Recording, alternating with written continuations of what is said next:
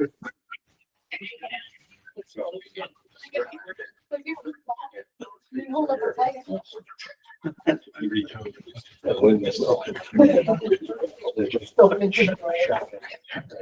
the time is now 7:01 p.m. I now officially call to order the Hurley Zoning Board of Appeals meeting for February 13th, 2025. Do I have a motion to open the meeting? Motion made by member Alex Mara. Do I have a second? Seconded by Kara Snyder. All in favor, verbal aye or show of hands? All board members present in favor of opening. Okay. At this point in the meeting, we have what is the public comment, which is, oh, yes, thank you for reminding me. Can everybody please? I pledge allegiance to the flag of the United States of America and to the republic which stands one nation under God, indivisible, with liberty and justice for all. Thank you. You may be seated.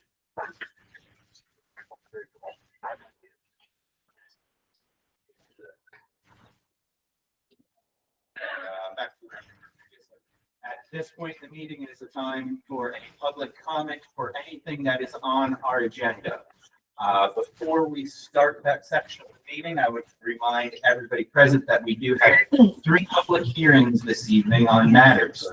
If you are here for any one of those public hearings we are having and have received the letter from the town, there will be given time to speak at the public hearing on that matter for that specific application. If you have something to be stated to the board that is not in reference to those applications that we are having public hearings on this evening, you don't have to speak at this time because you will be given a time during the public hearing.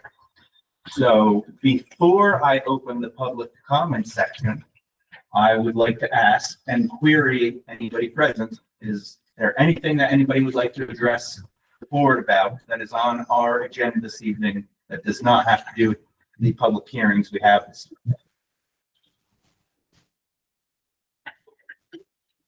Does anybody need any clarification on the statement that I just made about making a statement on the public hearing section of things versus the public comment section for our agenda? I'm gonna give them 3. I just want to better. Hello, folks. How are you? Do you plan on speaking this evening or anything? Nope, just here. Okay, thank you. All right, I'm going to call a second time. Is there any public comments? Going a third time? Okay, I'm going to make a motion to open and close the public hearing comment section of the meeting. Second by board member Alex Mara. Any discussion about this?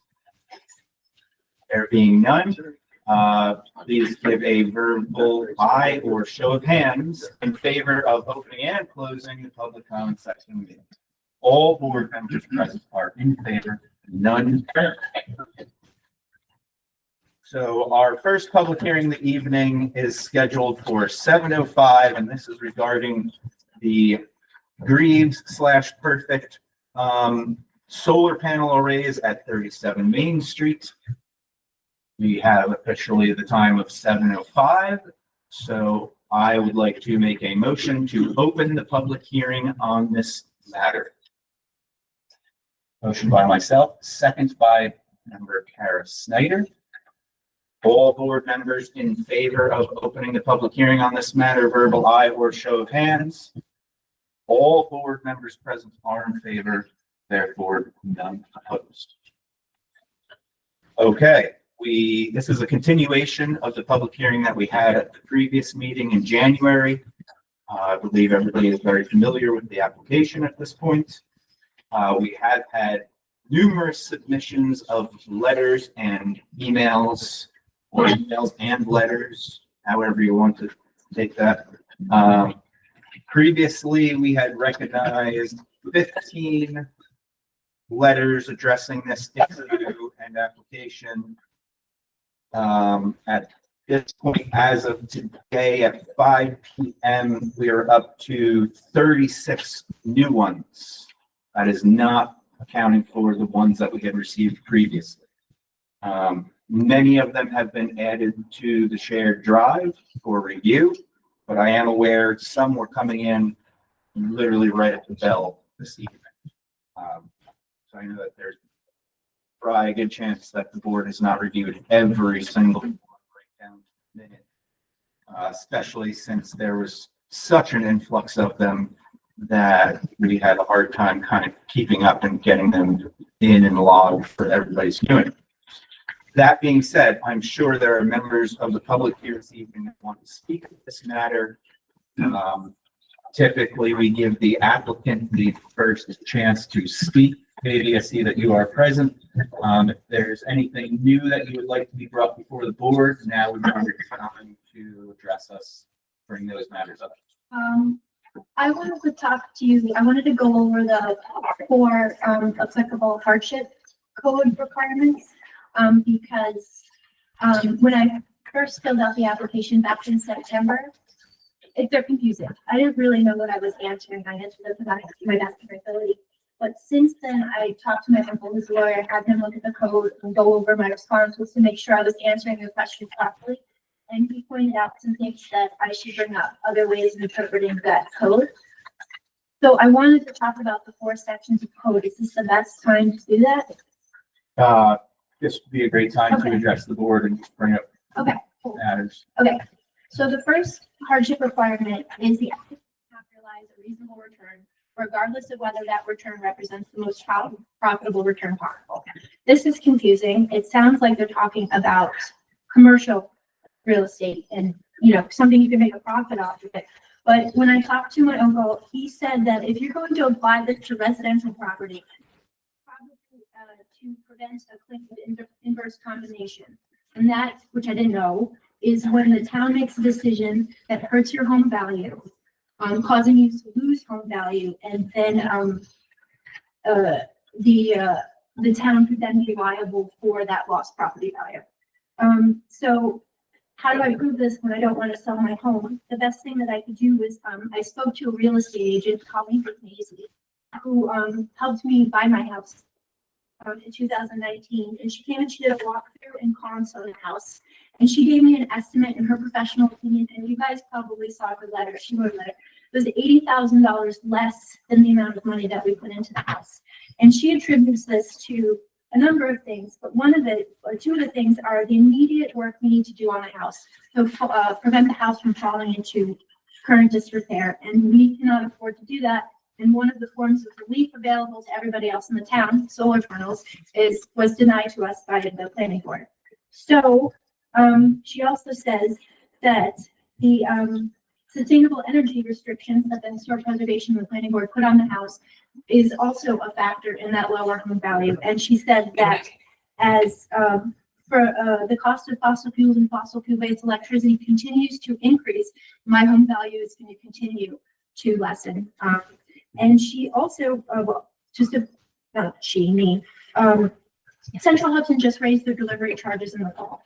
They just proposed another delivery charge hike, and the New York Power Authority is now contemplating that raise. I don't know if you've been following the tariffs, but there is a 10% proposed tariff on Canadian products. Central Hudson is a Canadian company, so there is a chance that those tariffs could then trickle down to our electricity supply, and that's just the immediate dangers of increased cost. If you move further down the line, as things get more expensive, the home could lose a lot more value. It might be unsellable if you can't put sustainable energy on houses when fossil fuels are non-existent or too expensive.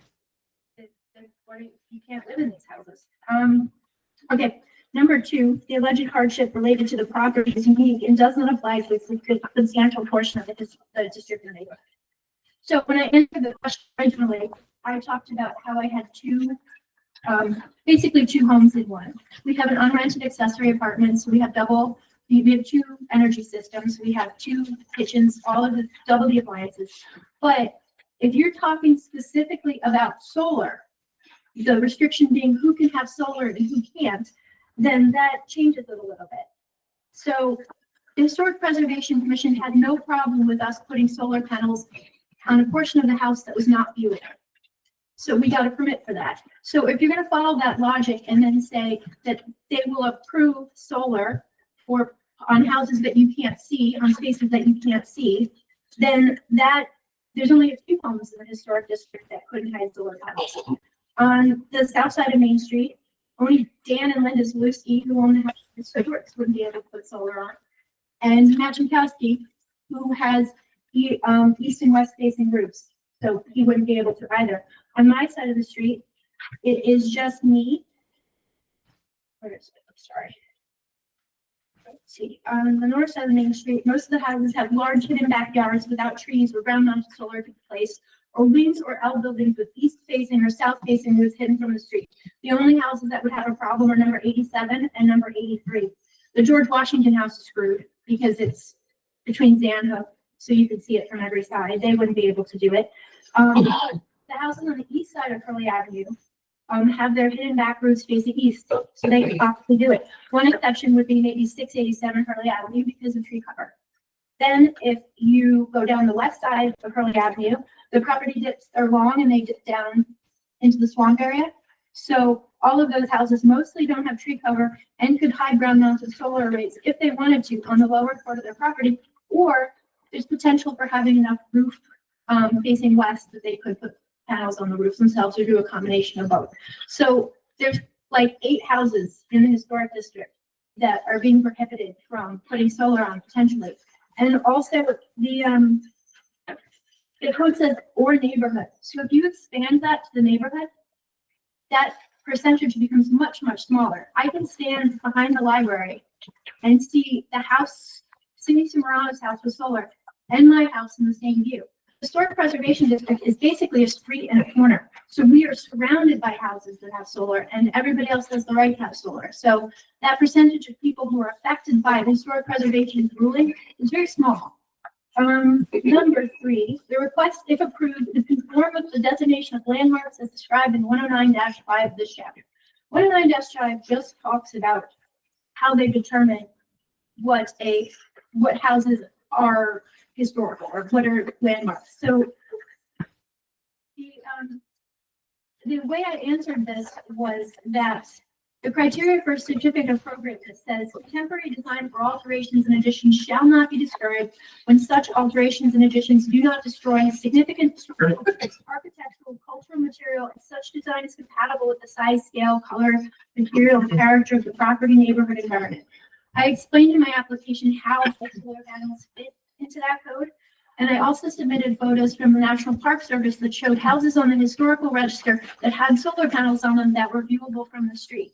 I also called, since our last meeting, Mariana Montes-Staines, who is the Historic Site Restoration Coordinator for the New York State Office of Parks and Recreation and Historic Preservation.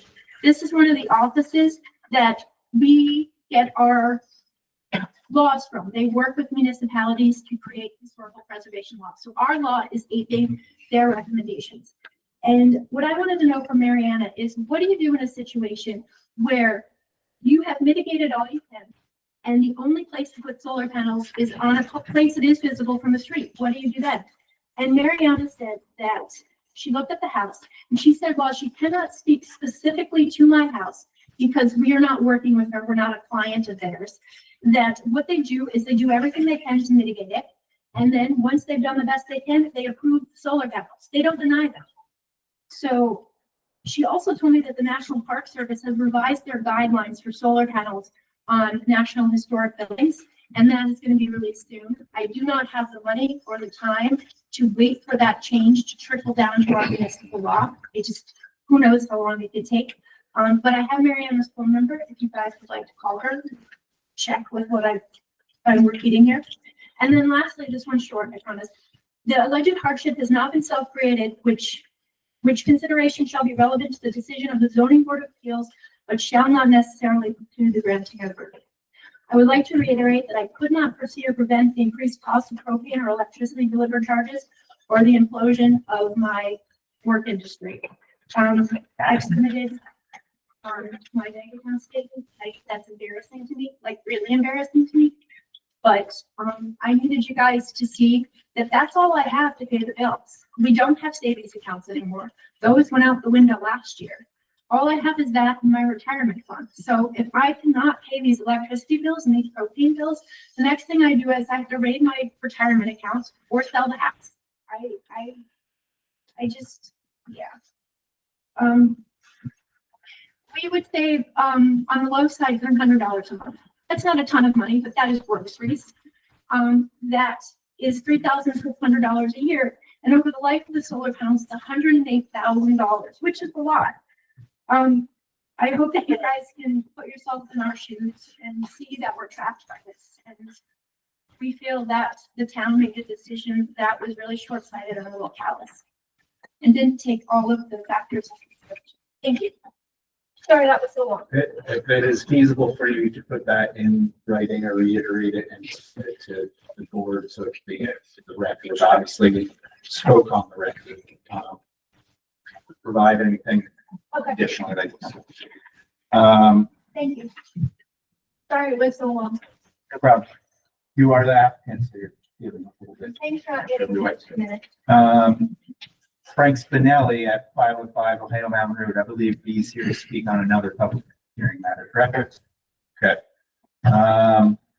And the McDermotts, you're obviously here for a different public hearing. John Brown, you're obviously here for a different public hearing, correct? Peter Glass, 340 Joyce Lane is present, correct? At this time, if you would like to, is our microphone live up there? You can speak loudly, Peter Glass. I know you're on the zoning board, so you can project for us, correct?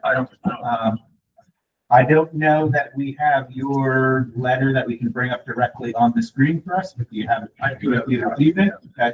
So now would be your chance to address the board, speak. Close matter. My name is Peter Glass. I live on Joyce Lane. And I actually submitted one of those 36 letters that the chair mentioned. I didn't think I was going to be here tonight, but I was able to shake loose, and I'd just like to read the letter that I sent in, addressed to the board.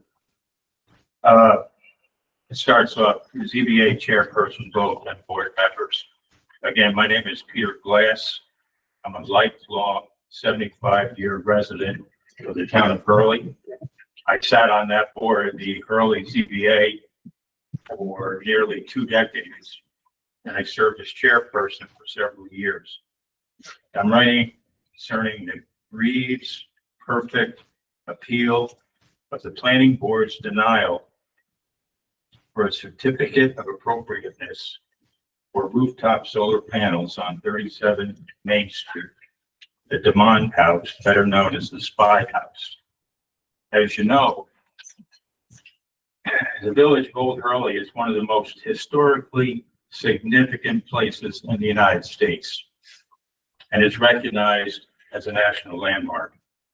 If one searches Hurley, you can read for days about his part in the settling of early America, the American Revolutionary War, George Washington's march down Main Street to a public reception, our relevance to the burning of Kingston, and even Hurley's being named the capital of New York State for a brief time.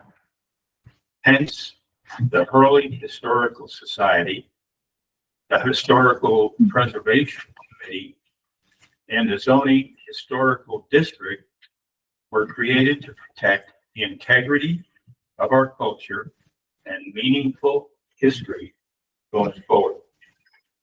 Today, each of you as zoning board members are being asked to what may be the most important zoning decision of your tenure: to protect Hurley's historical district, which has been carefully preserved for nearly 350 years.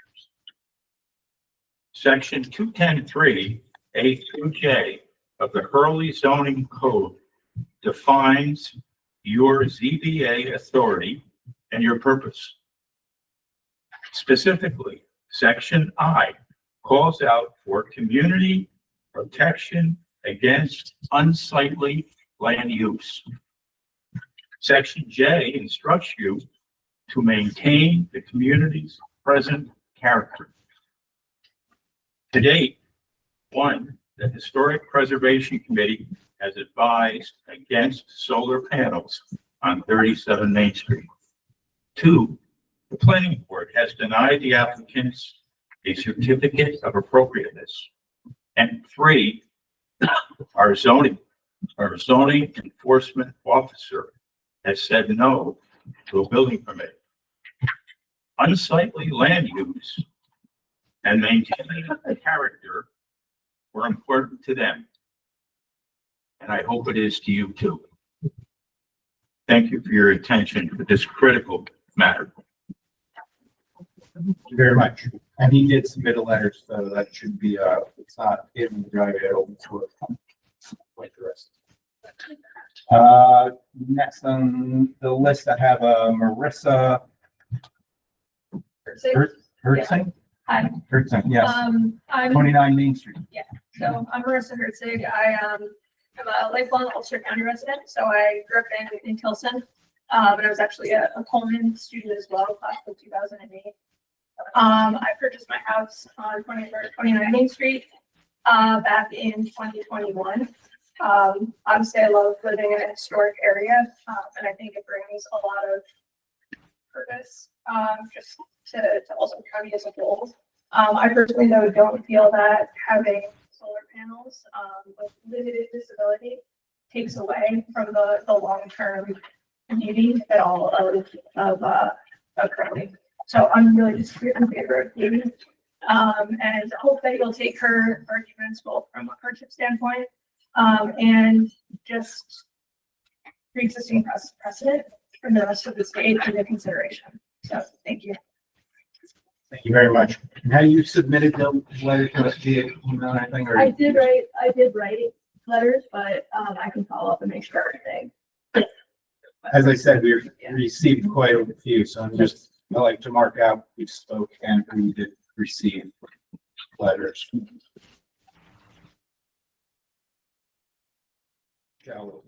Okay, Thank you.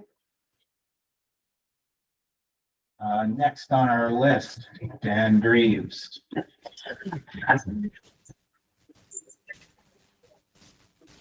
Sorry. Hi, I'm Dan Greaves. I'm Katie's dad. I live in the old post office. I'm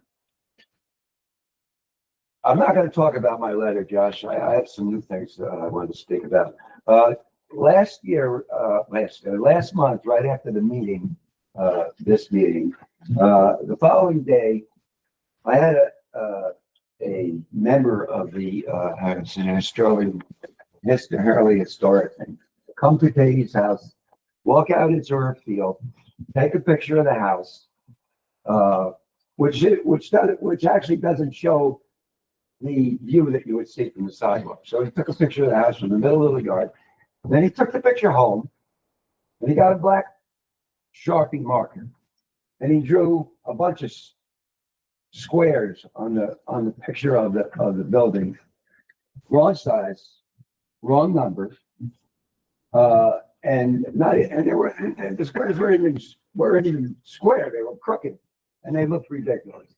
And he's taking that thing around and showing it to all the neighbors and saying, "This is what the house is going to look like." I can't believe that he did that. And what else I have here?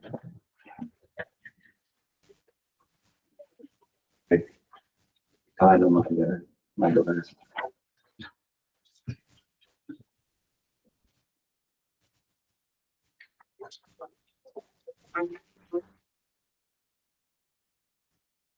Anyway, that's the one thing.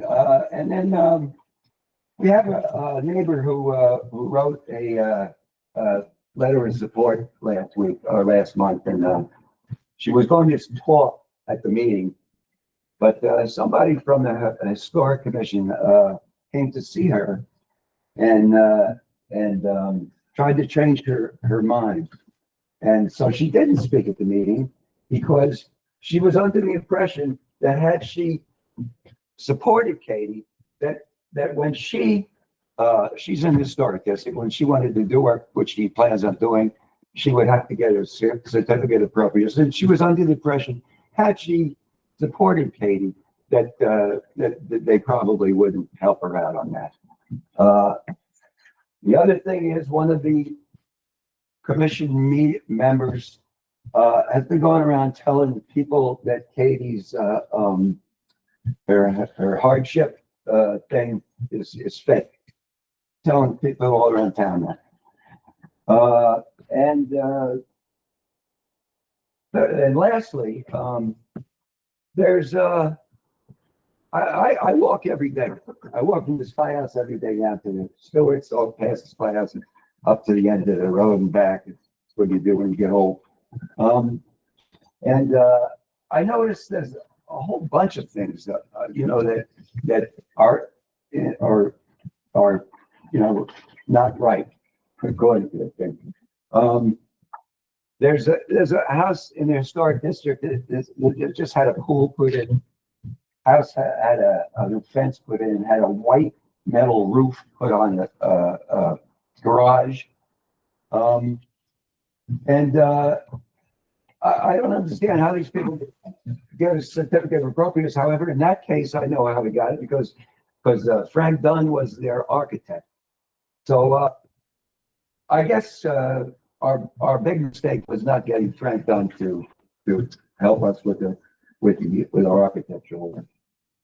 That's all I have to say. I can't believe that you people, town members, are not should be very upset. You should be very upset with the way these people are behaving.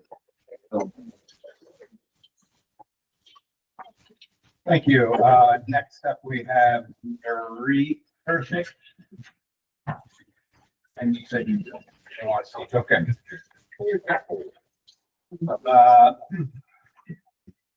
I have Lisa and Brian McDermott. Once again, you guys are for and Jennifer Scott at 273 Orchard Street.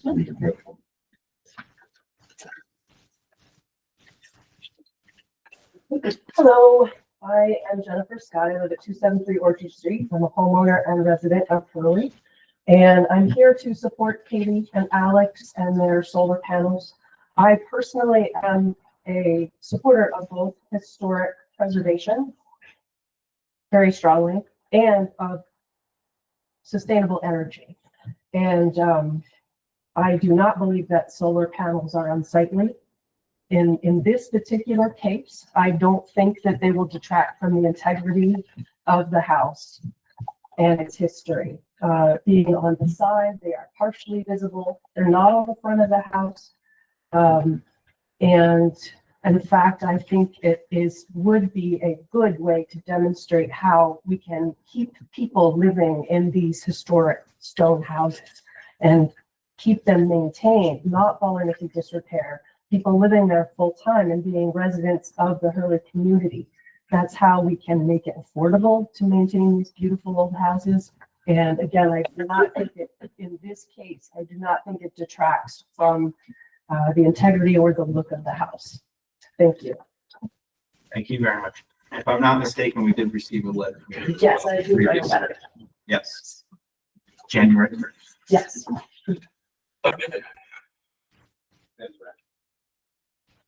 Yes. So that concludes our list of folks that have signed up. Is there anybody else present in the audience this evening that would like to speak on this matter while the public hearing is still open? Yes. Sir, please state your name and address and step up and speak.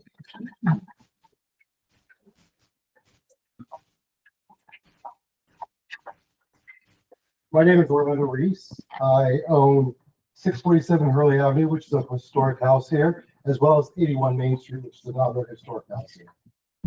First off, I just want to say thank you all for what you're doing. I am here against putting up solar panels. First of all, Hurley is a beautiful town, and it is like Colonial Williamsburg, where I went to school. You know, I would hate to see Colonial Williamsburg put up solar panels along them. When people come to Hurley, you buy a whole historic house for the reason of being a caretaker. And caretakers have to take care of those homes. They have to take care of the way those homes look. If you want a home that is more energy efficient, more solar friendly, there are plenty of other homes you can buy in these old, beautiful homes that we have here. Owning two of them, I've spent a lot of time cleaning up that house, making sure it looks good, because I know that I'm only here for a short time of the 200 years that my house has been around, and that somebody else will take that home on later on. I am against this because all it's going to do is change the way this area looks, and there are not a lot of areas like that left in this town. So I am against this, and I'm speaking out against it, owning two homes in here. Thank you very much, Mr. Reese. And I did send a letter. I was gonna say, yeah, if I'm not mistaken, you did send a letter as well, which bill will be reflected in the record.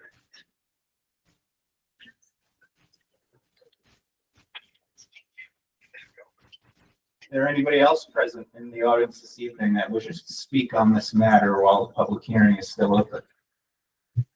I did submit a letter, but due to some of the comments that were made this evening, I would just like to speak on behalf of the HPC.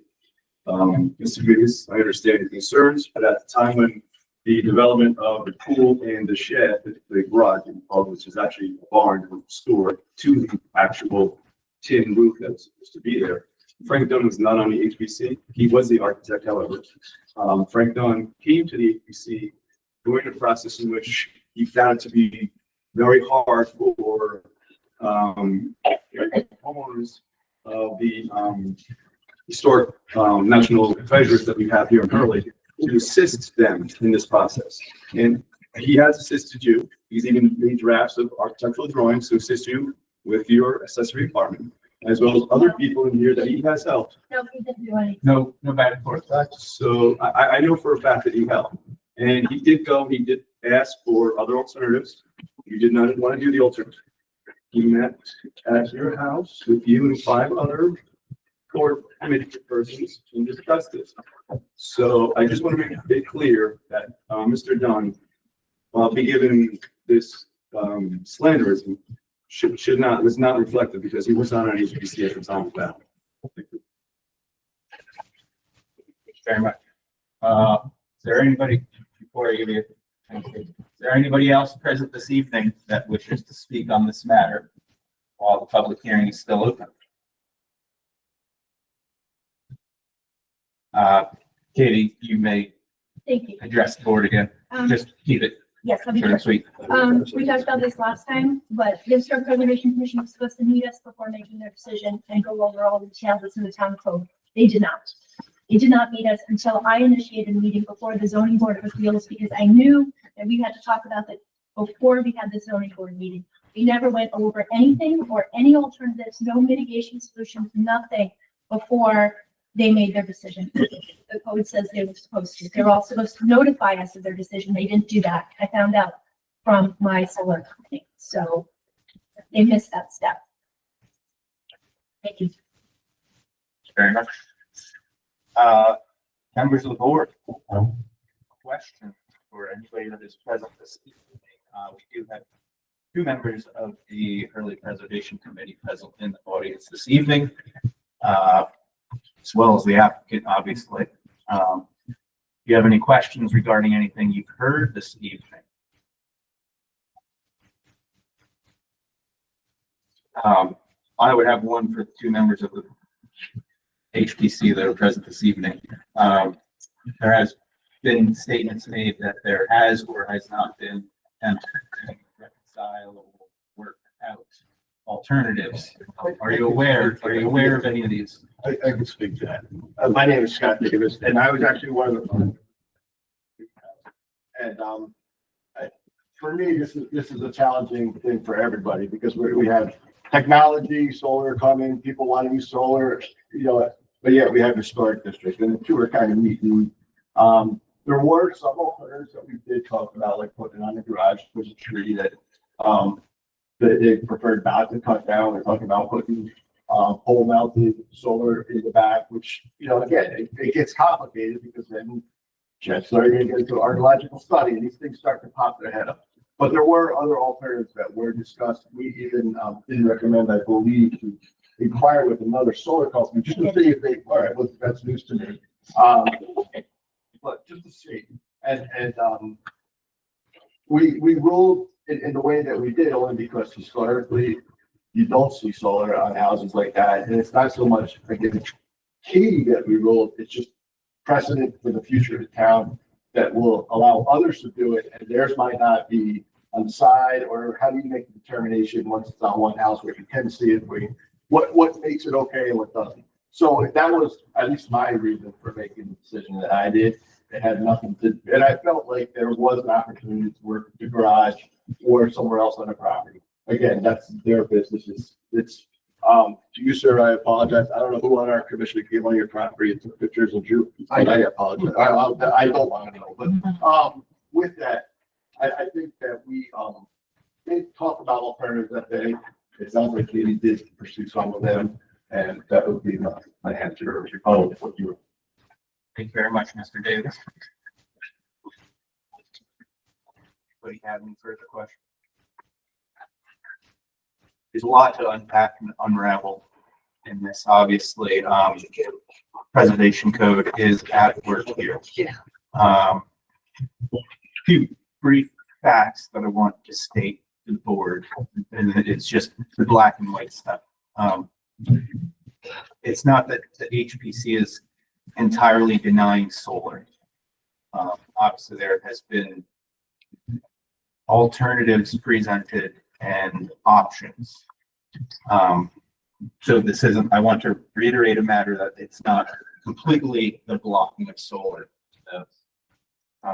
historic district. Additionally, I would like to add that we have a lot of public submission here. Obviously, there's now correct, and it's obviously going in both directions. We have to look at all of the submissions that the public has given us and take it for what it is. There's been very great submissions, in my opinion. Obviously, I think that there's a lot that possibly hasn't been seen by the board yet, just due to the nature of how much has come in and trying to get it posted for us all to see in a timely manner. Some of it is redundant and doesn't really reference any of the code that we have to review. Some of it does specifically reference it. So we have to keep that in mind as well about that when we make our decisions. We've been here as board before on large projects. It's never been a specific small solar installation. It's usually a large project that takes place. But you always have to look at what the public is telling you, and is it reference specifically what we have to look at in our code for the review. So moving forward, hearing from many folks and whatnot, I think that we've done a good job at taking in a lot of what the public has to say, having the public hearing, because of a lot of what we've heard tonight is done to what we've heard initially. I don't see the need to keep the public hearing open. We could perhaps keep another week or two for written submissions if need be. And then I would like to see us thoroughly review everything we have before us. Perhaps have another session with the attorney just to make sure legalities of what we discuss, we can carry through into our decision. I have a procedure question. I just want to make sure I understand. Certainly. So if we close the public hearing this evening, we would have 60 days. 62 days 62 technically days. from the time. So we that have to make a choose to decision close it. by April. The April meeting. as long as those, I know February is a short month, probably those 62 days would bring us into the April timeframe. If we chose to leave written submission only for a couple more weeks, I believe an attorney, you can chime in here if I'm incorrect, that 62 days would start from written. Obviously, because we only meet every month, I don't think that it doesn't move us into May, correct? I think, I just don't, because we've had so much submissions here. I feel that if we were to keep this public hearing open for another public session going into our March meeting, we're gonna be hearing the same things. And I do want to reiterate, because I went extremely thoroughly through the submissions. There are multiple submissions that came in the last month that are duplicates of what we heard from people the previous ones. They're not here, but they wrote once again, submit their opinions on the project. So I think we've thoroughly tapped who we're going to hear from at this point. I don't mind keeping it open, the written submission for like another week just to make sure we do a catch-all. I don't think it's necessary to keep an actual public hearing on this matter. I don't think it's pertinent for us to make a decision at tonight, though, by any means, because of the amount of stuff we've had come before us to this point. okay, So that's where I stand, but there's still question, we want to ask and any we would have questions. adequate time to process everything that came in. Because I think an important thing, and it's probably helpful for citizens early that are here. We are tasked with a legal question, so I make sure that I fully understand what sometimes feels, say, narrow or handcuffed question that is a legal question. While we want to hear it from the town, it is not a decision of the heart. It is a decision of legal precedent and legal matters. So I want to make sure that we have that. Make sure that we understand that. I don't think any of us on this board are lawyers. I'm certainly. And just to mention too, this is something that is out of the norm for you guys. You guys are making this decision pursuant to chapter 109, subsection 13, which is outside of your normal jurisdiction. Normally, you guys are dealing strictly with the zoning code. This is the historic preservation code. And although the criteria is similar to the criteria that you guys look at for use variances, it's not exactly the same. So there are some Hardship is some unique aspects to it. And that's what concerns me. and the wall. Mhm. Hardships now are different from hardships. Josh, what's the date on the April meeting? Because I'm trying to back in if we I don't close. have and it we're off the trying to top of my do head, but I'm 60 sure somebody pulled the It calendar. would The second Thursday would be the 10th. Yeah, that's to 10? Okay.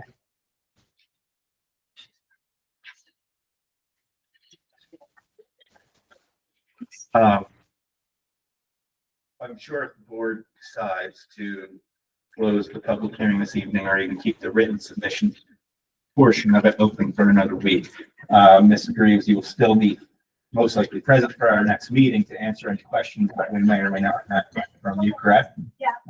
And I would love to see still members of the Early Preservation Committee, at least somebody present, so that if any further questions, obviously, we can reach out to you individually post the meeting. And then any communication we have will be reiterated during our next meeting. But I just want to make sure both the applicant and the Early Preservation Committee is on board that if we keep our decision, don't make a decision tonight, which I can't see us. Yes, that seems fair. That we will be able to directly have communication. May I say one more thing before we end? Certainly. There's one other thing that, law that applies to this. It's not the Early Preservation Code, but it's the State Environmental Quality Review Act. Usually you see that in the form where the applicant clicks some choices to show that this is not environmentally detrimental to the environment. But there's also more language there. The state says that all agencies in New York State, including the zoning board of appeals, must conduct their affairs with an awareness that they are stewards of the air, water, land, and living resources, and that they have an obligation to protect the environment for the use and enjoyment of this and all future generations. That is not in our town code, but that is in the overarching Environmental Preservation Quality Review Act. That the Historic Preservation Code says that the Historic Preservation Commission and the planning board must follow when making their decisions. And, yeah, I just wanted to add that part. Now I'm really done. Thank you. And as I said, you can add what your first speech, if there's anything else you want to submit to the board, because I know you had alternatively, had some additional. I can send that in an email, what I've sent, my answers to the hardship after. You know how to get in touch with us. Oh, yeah. Thank you.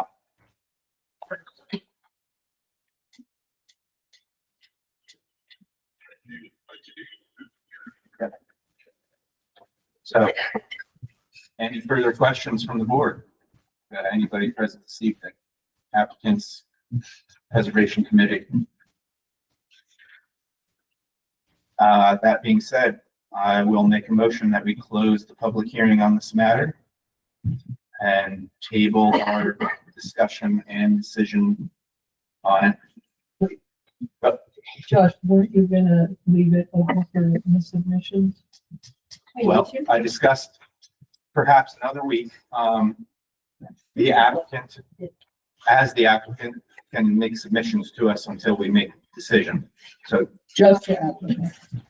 the applicant, and Once the mostly, public meeting is closed, no public can know. Right, that's what I'm saying. I thought you wanted to extend. I said it's an Is there a option. reason? It's an option.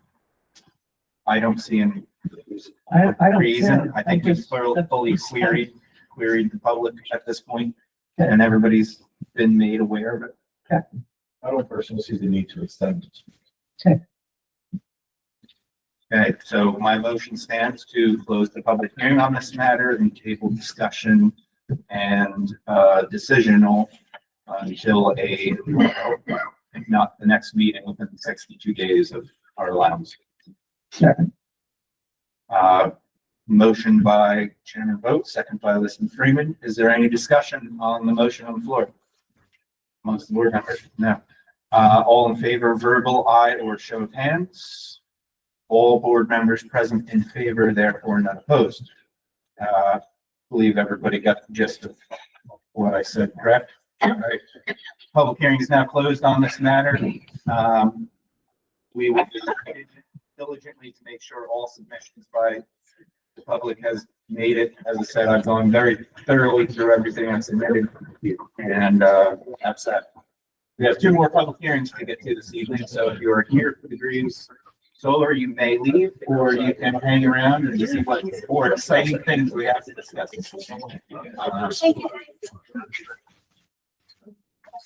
So, the next item on our agenda for the evening scheduled for 7:20, we're just a little bit past that. At 344 Overlook Drive, there's actually two applications in this matter. Chairman, I'd like to recuse myself. You call me back for January. So, Secretary, please note that at 7:49, already on.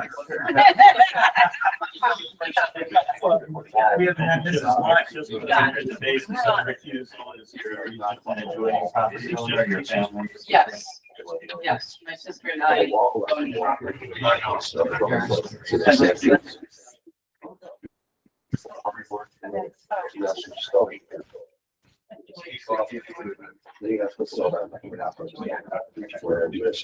it's not actually true. I'm on the other. Okay,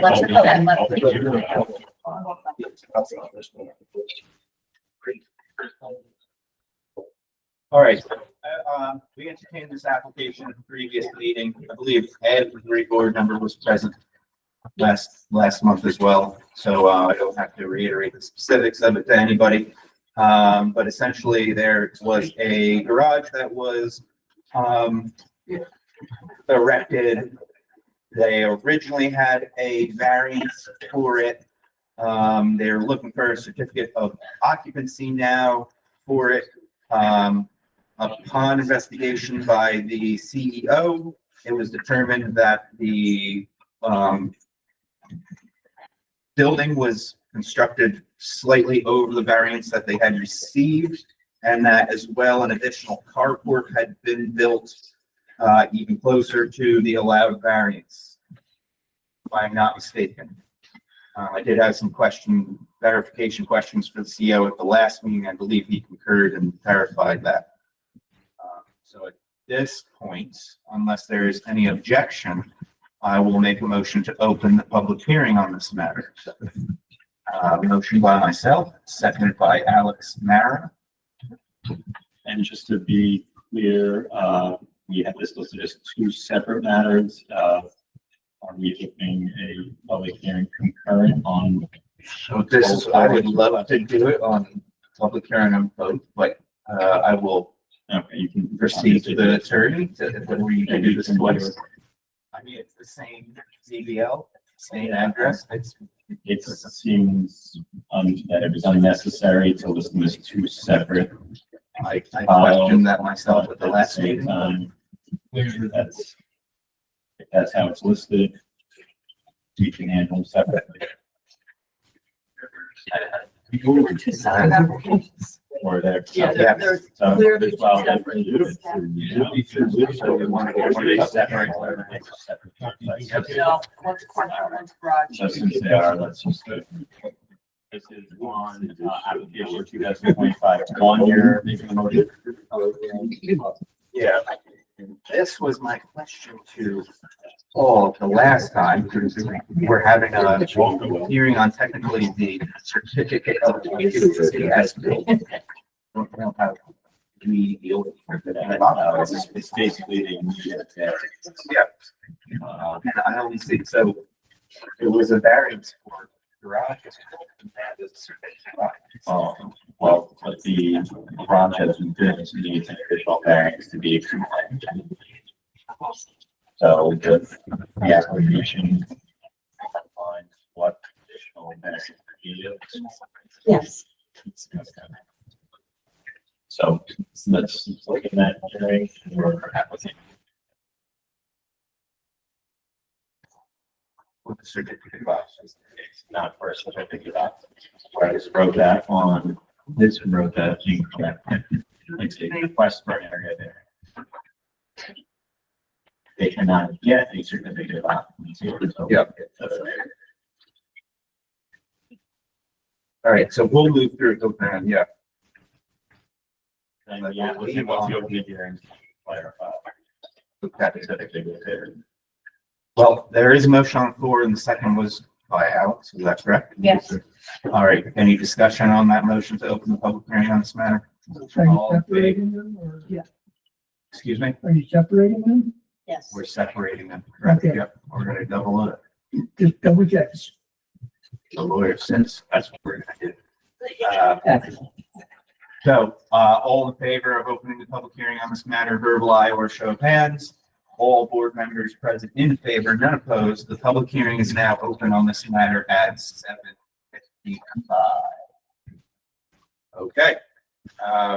We always give the applicant first chance to speak and address us. I know this is kind of redundant because you addressed the board previously, but Okay, it's your right to speak. so this is just for the garage variance, right? Yes, Okay, correct. This is for the garage.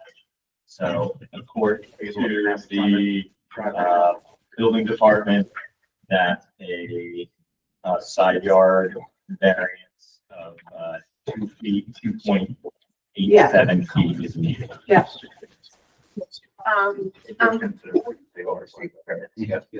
Pardon. So I know that we did speak, last month at the meeting, so I'm Lisa, that's my husband, Brian. We've lived at 344 Overlook Drive for 25 years, raised our kids there, they're all grown now and stuff, but, we live in that neighborhood. We've had all of our neighbors, pretty much except for one that just changed recently. The same neighbors for all of those years that we've lived there, and we've always had, you know, a great communication with our neighbors, and it's been a great place to raise our kids and to live for the last 25 years. When we initially built the garage back in 2013, we did so under the direction and working with the previous building inspector, Glenn Hofstadter. And he did all the inspections. We did the variance request that he told us to do when we initially did the garage. He did all the inspections that he was supposed to do. We came into an issue with getting the electrician, and it just kept kind of going and going and going. And that's why the certificate of occupancy was never done for the garage. So when we received a letter from Mr. Economos to close out the building permit, he came down, and that is when he said that there was an issue and that the variance that Glenn had us get in the beginning wasn't, I guess, wasn't sufficient to what was really needed for the garage. So then he directed us to submit the paperwork and request this additional variance for, I think it was 2.87 feet. And that is what we submitted the first application for, so that we can hopefully obtain that variance and then obtain the certificate of occupancy. And I know that's separate for the garage that has been built since 2013. Thank you. I know there was submissions from the adjacent property owners that I believe are in the record. Is it feasible? Do you have access to the?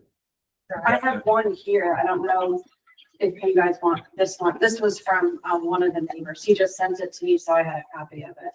Oh, yeah, certainly. We should have that. He said he emailed it today as well. I mean, I can tell from the Why previous people wait till conversation. 5 o'clock the day of the meeting to start submitting stuff. So, yeah, maybe. I just want to make sure that Apple shut off. Right? So we have to record it. Even though I am.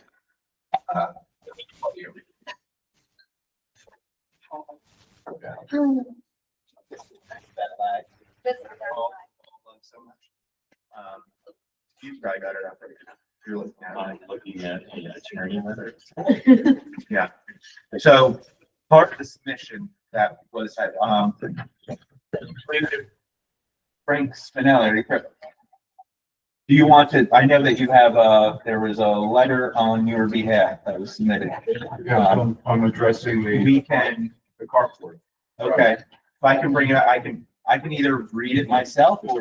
That's not, that's gonna be the next. We're talking about the current structure garage that is built. And apparently the variance that was previously granted was not big enough, so an additional 2.7. 87.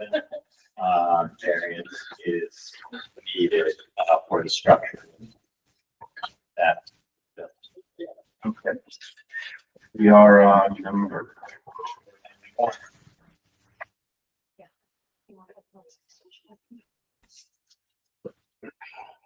Well, now that we're splitting them into two, as the attorney states, this might only be relevant to the second. Yeah, so we're just looking at the submission.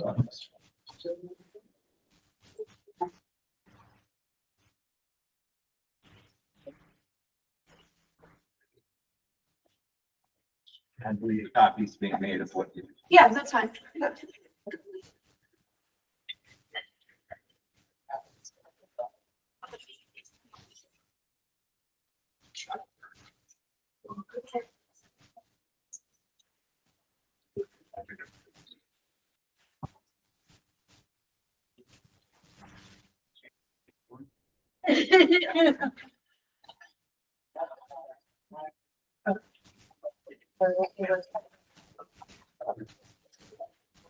Yeah, maybe I can sit down there with the secretary from now on. This is- Okay, we'll begin with, the submission from, Ms. Dermott. This is from, Dave Torchio, who I believe is the directly adjoining neighbor. Hurley Zoning Board, I recently received your letter regarding the variance request for 344 Overlook Drive, Hurley, New York. And I would like to express my full support. I have no objections to granting the variance. I have lived next door to the McDermott's for 16 years and they have been outstanding neighbors. They have taken great pride in their home and the surrounding country, consistently maintaining the land for over 20 years. Their commitment to upkeep has benefited not only their own property, but also the border neighborhood, contributing to its overall appeal and value. I believe granting this variance would be in the best interest of the community, and I fully support their request.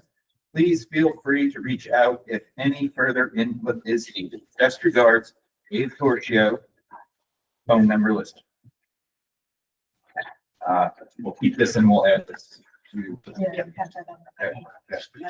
Next. So let's bring up, if your mouse is working. They submitted maps as well, but I know that we have maps right here as well. The aerial photo. Did everybody get a chance to familiarize themselves with the parcel?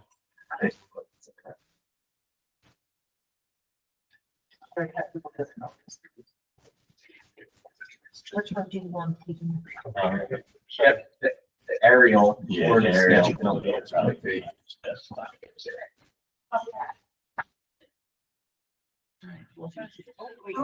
Keyboard working better? It is, it's slow, or she got it. I think I might have got it. I think from what I've seen in other meetings, they keep it close. I think this is just to have it. Keyword up there. That's everything. If they want, would it be told and and stuff, you can do it. Block for right Yeah, there. let's take here, there for now. Perhaps. How like, agree on it, and sometimes compare it to, see, offset. We're using it for rough draft. So that, you know, just so we have rough code like it. I'm so sorry. This is where I feel a little confusion on my behalf, so let's see. Structure needs an additional, variance. These are variants we're talking about right now, is the large garage. Yes. Yes. That's, yeah, that's So the there structure. needs we're the talking additional, was it 2.87? about. To my knowledge, there's no, nobody's contesting the amount of area that's required. There's no question that it is on your property. That's. And additionally, looking at the property line there, looking to the west side of the parcel, am I not mistaken that the house almost practically as it's the house. And perhaps the neighbor's garage is even over. That's not, Yeah, it's not right. totally out. This is where, This photo is very. as is all of Hurley, if you haven't realized yet. Okay, the public hearing is still open, so anybody present is still open. to So speak. the path that goes between the two houses? Straight through? You want this? No. Yeah, It that's doesn't show I up. don't think that this path here, all the way through.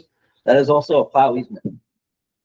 And 10 years ago, I talked to the town because they wouldn't plow it and went back and they thought it was the water department. And that went back and forth with Jeff Vogt and the town came and they plowed that. So it's a town plow easement all over there.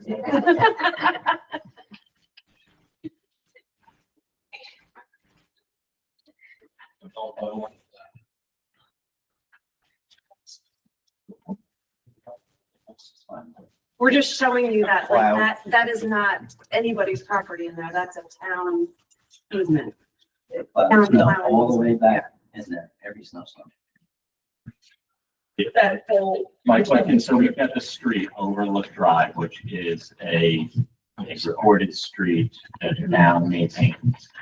And then there's an easement across your property, or you're saying? Right here. So you have to cross the corner there. So this is the cul-de-sac, right? This is Overlook. And then this right here is a town easement. Ending where? It Where just, do they plow it? they push it all the way back to, I would say about here. Well, that's not, that, when I interject, that's your property. You can address for Dale's. Yeah, it looks like It's not, Yeah. can't back, during the public hearing, go back. So yeah, so I'm just saying, I'm just telling you what they do. Yeah. So they plow the, I would say probably to about here is where they plow the snow. From, coming right down the road, and then they just go right down that and plow it.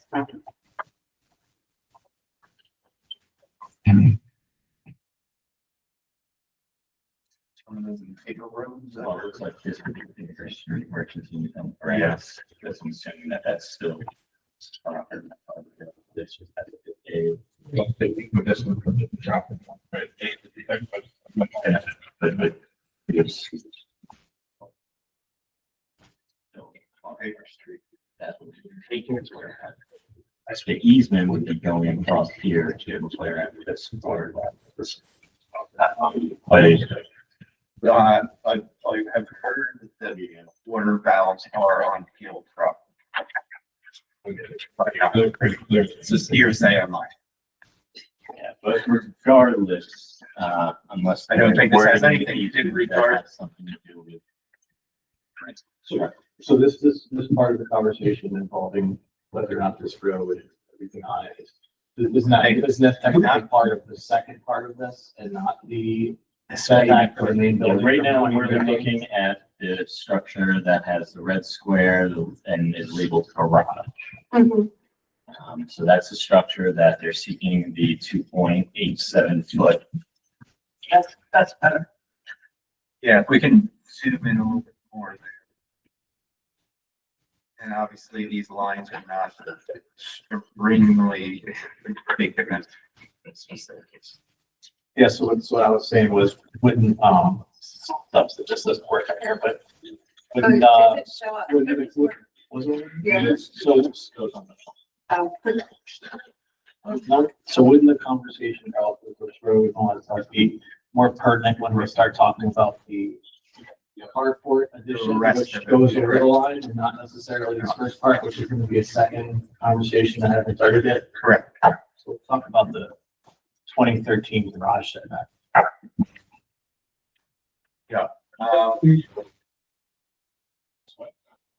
Well, first off, we want to make sure that everybody here this evening, public wise, had a chance to speak during the public hearing.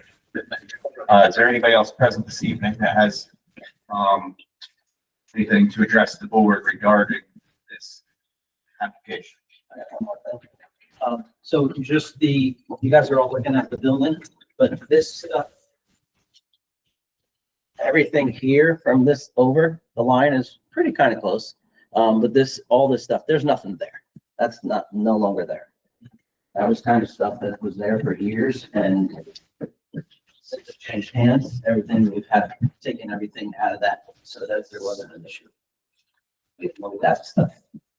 Because I was unaware until we had a survey that the line was that close.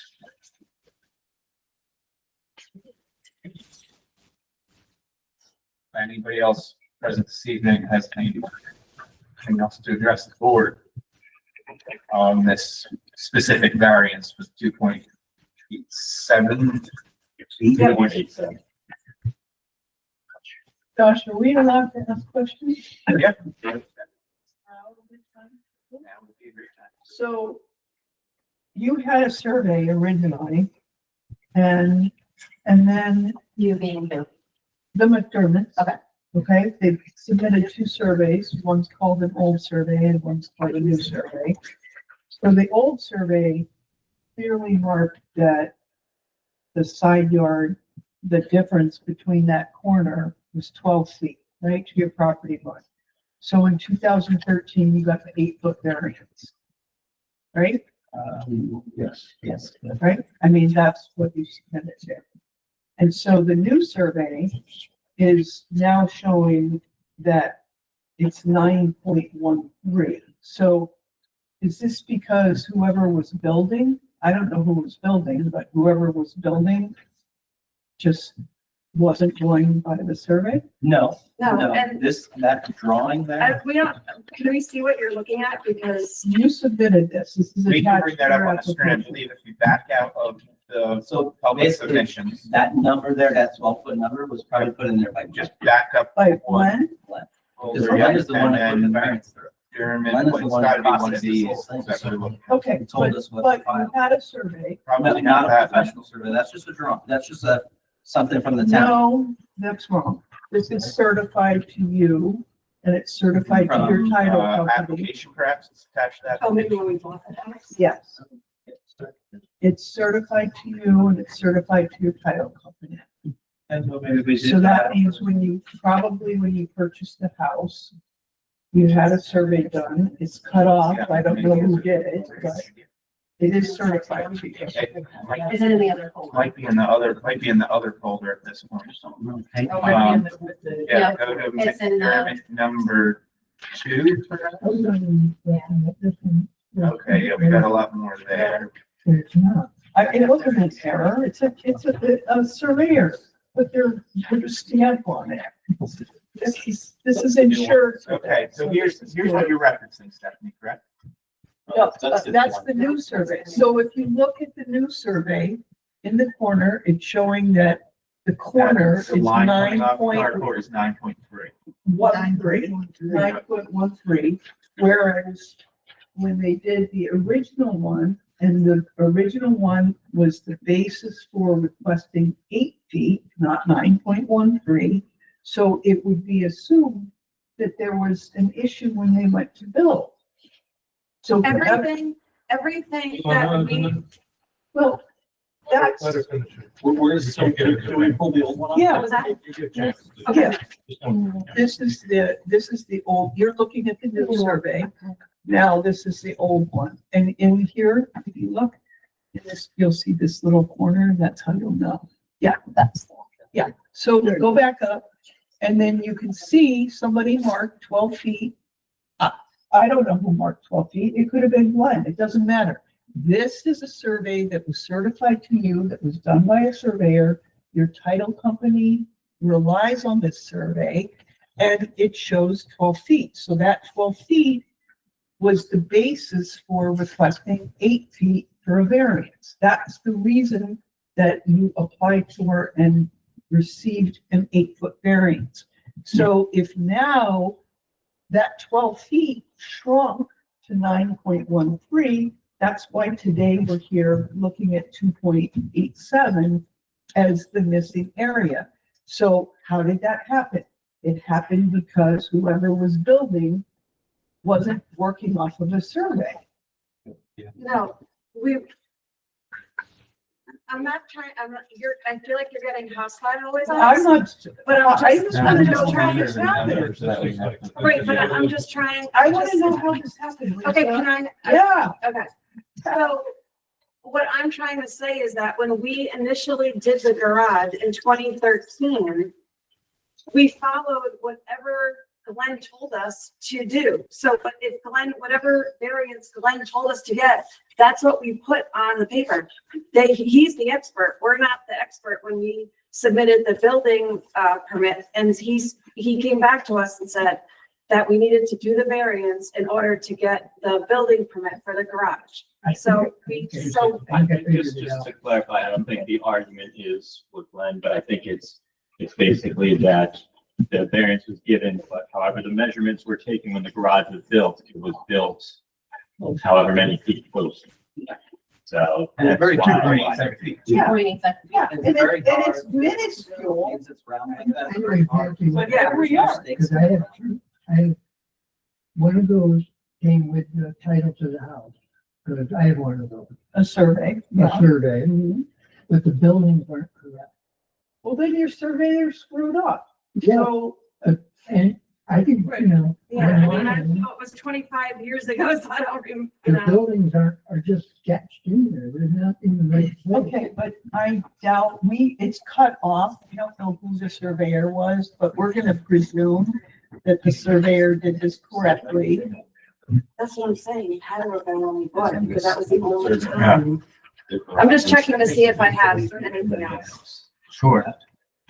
I don't, you've got big maps there. Regardless, That's the most recent Okay. one. regardless, I doubt that it was intentional. That's what I'm trying to say. Like, we just followed direction. But it does go to the question of whether we are to grant the area variance. The reason that this happened is one of the issues that we are required to look at. Okay? Why did this happen? That we have to look at the reason why this happened when we are reviewing to determine whether we should be granting the area variance to you. So that's all I'm asking. Okay, that's it. I don't know who built, I don't know who put your foundation in, but they didn't have their tape measure out. And so that's how this problem happened, right? Well, that is actually the building inspector who's supposed to come and say, hey, you're doing this in the wrong spot. Didn't do that. Maybe. Maybe. That's asking, Paul's not here tonight, but we sure could ask Paul, are you getting your tape measure out? Okay, well, it wasn't. Paul, It was yeah. planned, and No, no, I know, But as a but I matter- don't know what the As a standard matter of is. practice, obviously, the building inspector is going to want to know the building located, at least understand my, when. We all know that Glenn was Close with you. extremely detail oriented, so My laying sensing, the blame on a dead person is not great. Well, we're just saying. I'm we're not saying cleaning that up- at all. We're cleaning up, we've. There's a the lot of first time messages we've we've cleaned up inherited an from life. ambiguous This is not situation. Why don't we just get comments from the public? Yeah, And you yeah. guys can survey, you Yeah. guys can discuss some of Yeah. The garage still ended up being 24 by 26. Everything was One as of the- submitted. One of Yeah. the reasons why the garage is at where it was, because Glenn said, as high as it was, it has to be that far away from the building. So when we put it there, Glenn came. How many feet is it from the main house? It's 22 feet.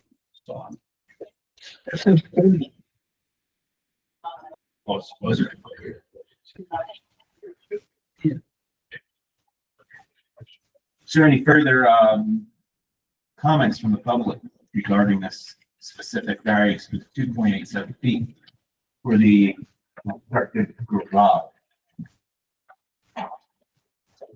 That garage outline is not going to be just the survey strong of that. Yes, that's right. Is that correct? It didn't exist at the time they bought that. Right. Do we want to ask? But it doesn't matter. You go in and you ask for a variance. You should be building it according to what you're asking. Right? That's the thing. These are the questions that we have to answer. Is that to grant it. Right, so that's all we can say. I need to know why it happened. Nobody else here is. Fire it off. Make a motion to close the public. Okay. This. Second. I think, second by Karen. We can have it. There's a motion on the floor to close the public hearing on this specific application. Any discussion? All in favor of closing the public hearing on this matter, verbal aye or show of hands? All board members present in favor of closed. All right, discussion on this matter. What do we want to do with this, guys? I feel like this is a, Do we want to hear part two? I think, well, if we hear part two, then we're technically tabling discussion and decision on this matter. Number 13. 2.87 feet. And then you can move on to the carport. You want to table it? Do we need to make a motion to table? I don't think he wants to table. Oh, He wants to okay. make a decision on carport. So the first thing we need to do is discuss the criteria to grant the area variance, unless you want to have any further discussion on this matter. And if you want to go, you want to review the criteria and answer on this one, the 2.7 or 2.87 B. Well, Matt, you could help us, or I have a list. Yes, as many of you are aware, there are specific criteria that you shall consider when granting an area there. What I recommend is that you go through each and every one of those criteria. You have a discussion specifically to that criteria. And hopefully you come to an agreement with regard to your stance on each of those criteria. And then after all of the criteria has been discussed separately, someone can make a motion either to approve or deny, or, you know, approve with modifications based on what you decide on each and every one of those criteria. Sounds like a familiar process.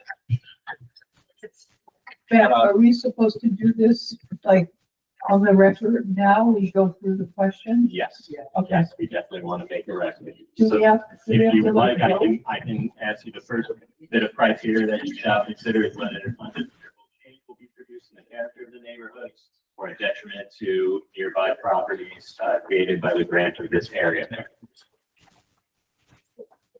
Stuff you discuss that and share your opinion.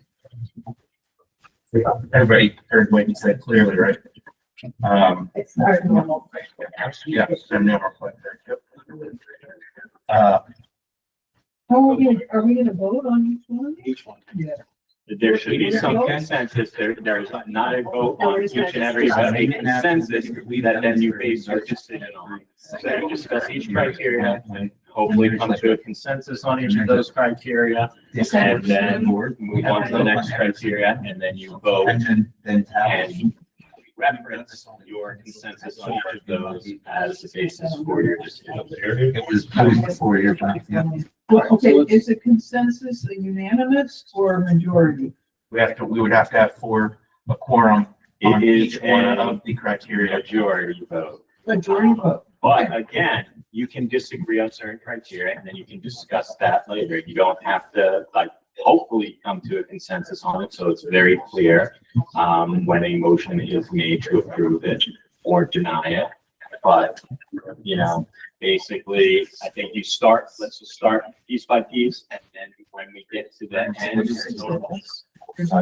part where you guys will make an actual motion, then, you know, depending on how everyone came to a consensus, we'll reference that in the motion. Let's, okay, hey, we're gonna jump right down. And then we'll just raise hands for consensus? Oh, I mean, I can roll call every single person for each criteria. No, why do we need to Well, do that? We can see a show. We can just say whatever. Majority.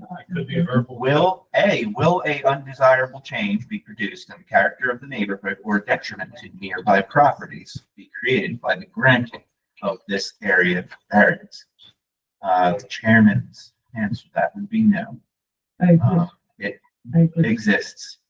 The setbacks to the property lines are already not meeting conformity, and the structure has existed. And I don't believe it's creating a detriment to the nearby properties as they are at the moment. So we could, Great, Liston. Great, Alex. Karen.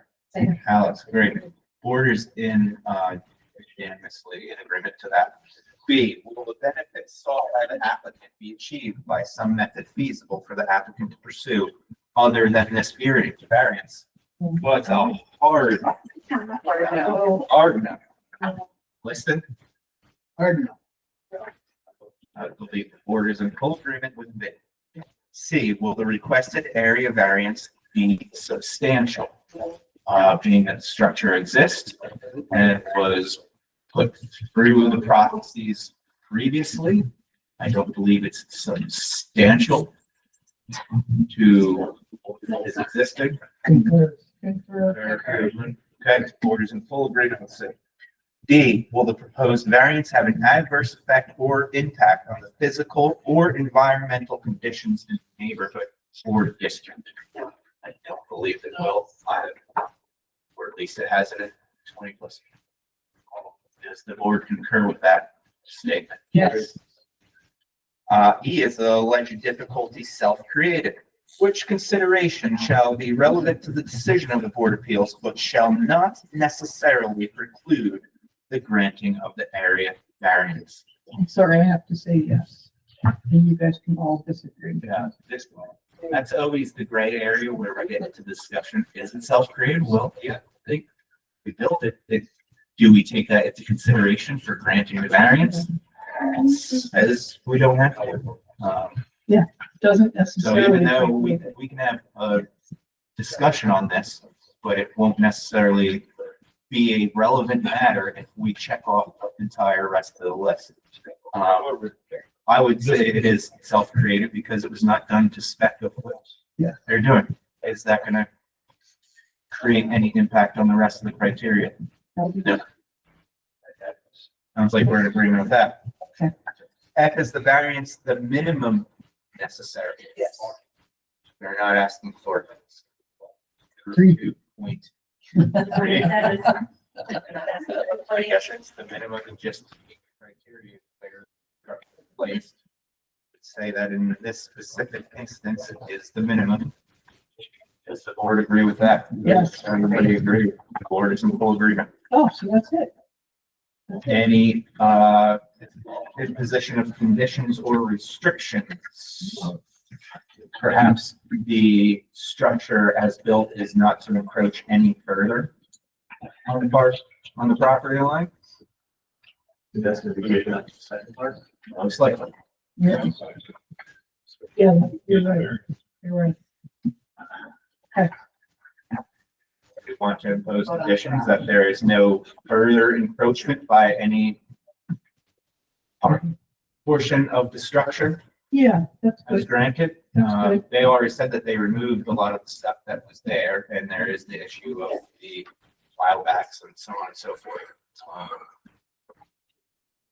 So I would say if we impose any Okay. conditions or restrictions, there is no further encroachment towards property line by said structure. Is the board in agreement with that? Yes, yeah. Agreed. Garrett, Warren? Agreed on the restriction listed. Agreed. Okay.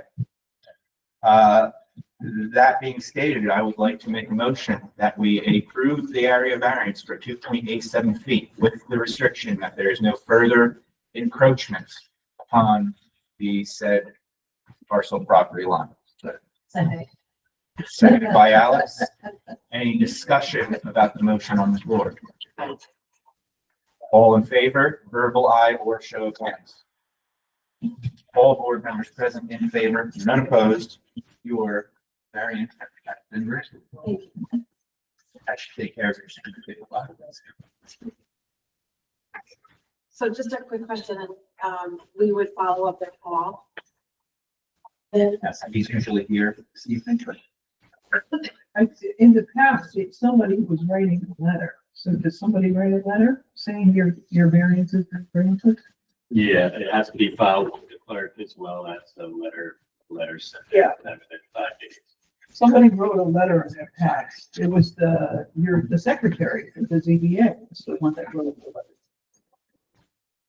All right, so. Yeah. Moving on to our next, That's right, variance. right?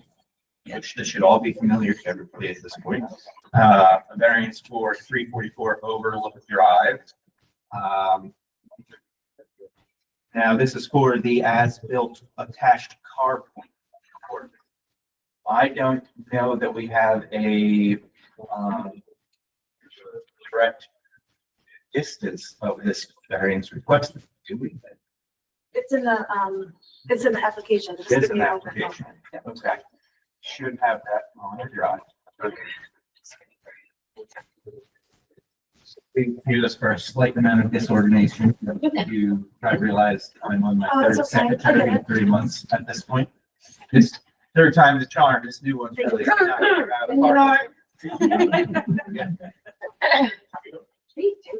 I already had. I don't know, I guess I'm too much to deal with.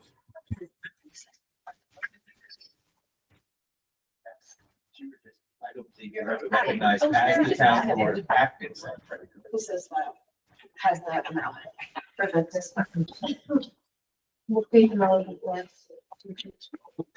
It was in my cover letter. It's probably on the,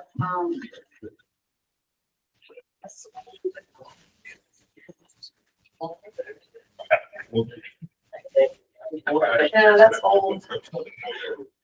Yeah, that's. The first one you had up was the right one, but the letter wasn't in there. All right, we'll have to scan it. Stephanie, we'll just scan it. Okay. Oh, you don't think you have? Because I got it off of here. Oh, all right, then it's out. Yeah, I got it off of here. So Maybe, if I'm not maybe it mistaken, the was setback for that is McDermott 20 number feet. 2, original You're application. stating that done your at the request bottom? is 16. No, 0.46 variance from the 20 feet. Is there a determination? I don't know that there was a determination. That was what, Paul was.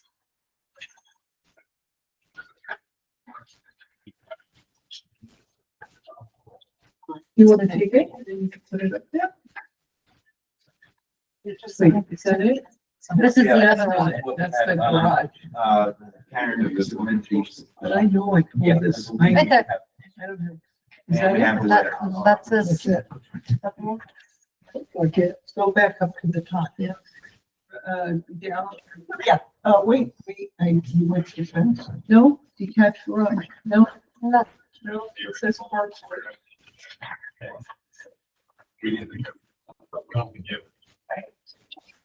I don't know that we have a determination from Paul on this. I have his email that has that if you want that. Yes. Wait, slow down, that's it. You're right.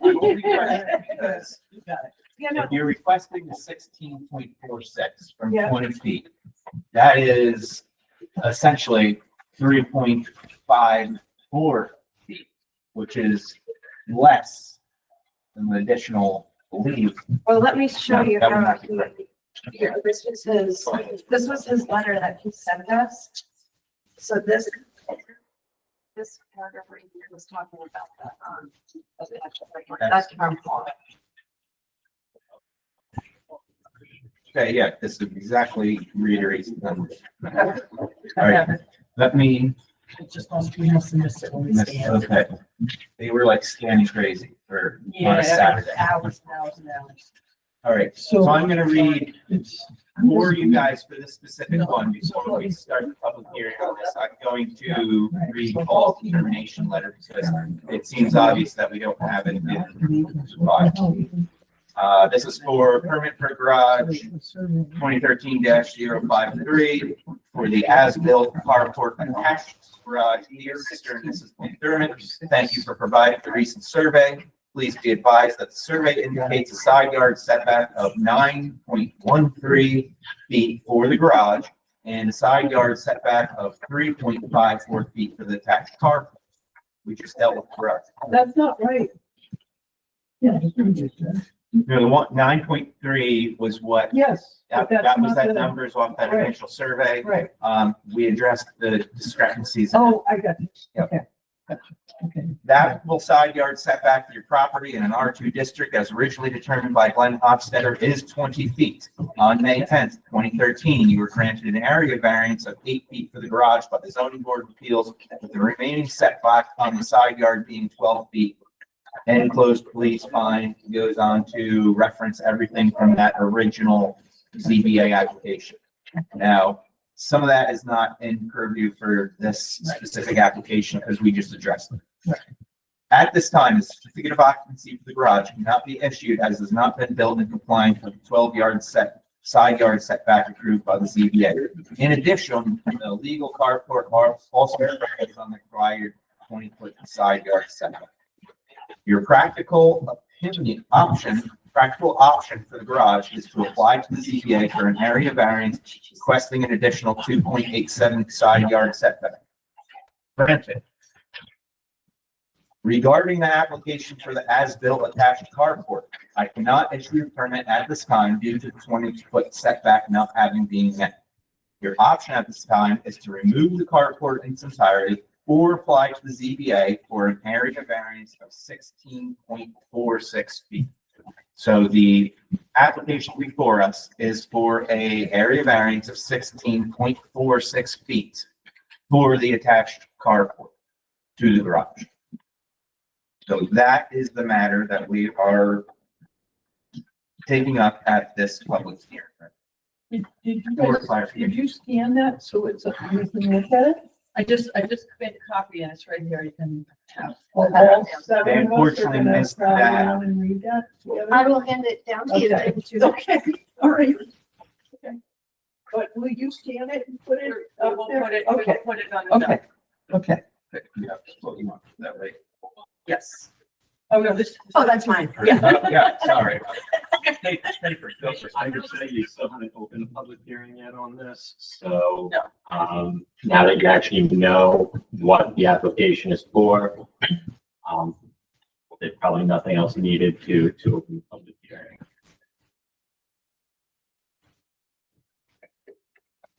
So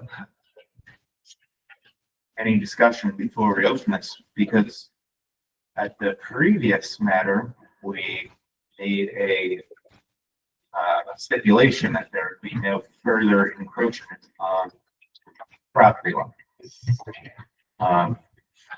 There is submissions from the other property owner, which is on the other side of the property line in regards to this matter. Stephanie Columbus. So yeah. at this point, I don't see any reason not to open the public hearing on this matter, as we have all the details before us. Stuff. We did already accept the application. Okay. I would like to make a motion to open the public hearing on this matter. Seconded by Alex. Any discussion about opening the public hearing? Seems like none. All in favor of opening the public hearing on this matter, verbal aye or show of hands? All board members present in favor, none opposed. Once again, this is where we would like to. Okay, I built this myself in 2015, somewhere in there. I was under the impression I did not need anything, a building permit, anything for a structure that I consider not. Heard Paul Palamos, it is, okay? The line goes very crooked, so I was unaware, just like the garage, I was unaware that I was that close. There's all woods behind my house. It's swamp back there. We've been there 25 years. There's a stream that is 63 feet away from my garage, from the property line. And it has only dried up 3 times in 25 years. There's nothing that can be done with this land. I've been maintaining it for 25 years. I've been mowing to the stream, there's beavers back there, everything, keeping my land nice all back there. There was never an issue with me doing anything back there until recently. So the lean-to, I just didn't know that I needed to make it work.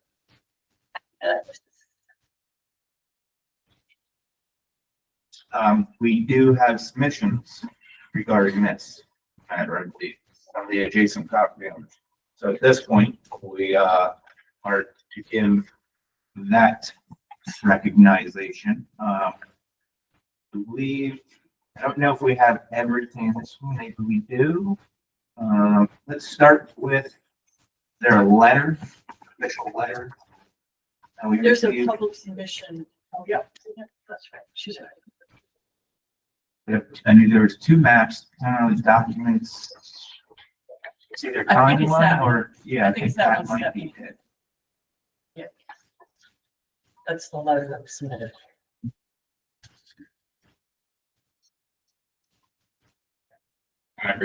So, yeah, if you have, if, I have a letter, I can read it, I came down here to read it. excellent. That, This is the time to read it. this is, now is the time.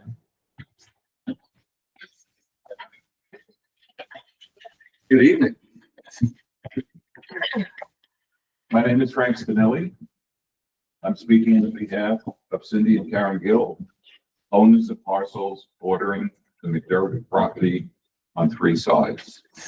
The McDermotts have encroached on Gill lands by building a garage and a carport without a permit, thereby ignoring the town's legal zoning laws and setbacks. We're now just talking about the carport. When this fact was discovered, the sisters had asked their attorney to address the matter. Other additional encroachments were discovered by aerial survey photos by the Medenbach and Eggers Survey Company. A gravel driveway along with trailers and trucks were parked on Gill property. A copy of this aerial survey has been submitted to the board.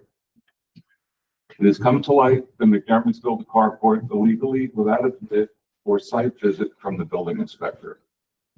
The McDermotts have continuously disrespected Gill property lines simply because it is vacant properties and there was no one next door to protest. However, Cindy and Karen have been paying taxes on this property for many, many years and deserve the right to forbid transgressions. We are therefore asking the board to deny the McDermott request for variance for the unpermitted car shed. The shed is 3 feet from the Gill property line and is simply and illegally too close and impacts the sanctity of their property. Granting the McDermotts a variance would enforce the belief that laws respecting property lines do not matter. Again, the Gill sisters ask that the ZBA deny the variance. Please find legal communications, aerial surveys, and survey sketches submitted to the board. I have a copy of the letter and I have a copy of the survey. I think you already have it, Josh. I just showed it to you, correct? Yeah. I believe we have one. Everybody There it is. was able to review these documents correctly. So, in bringing up the attached, back and forth.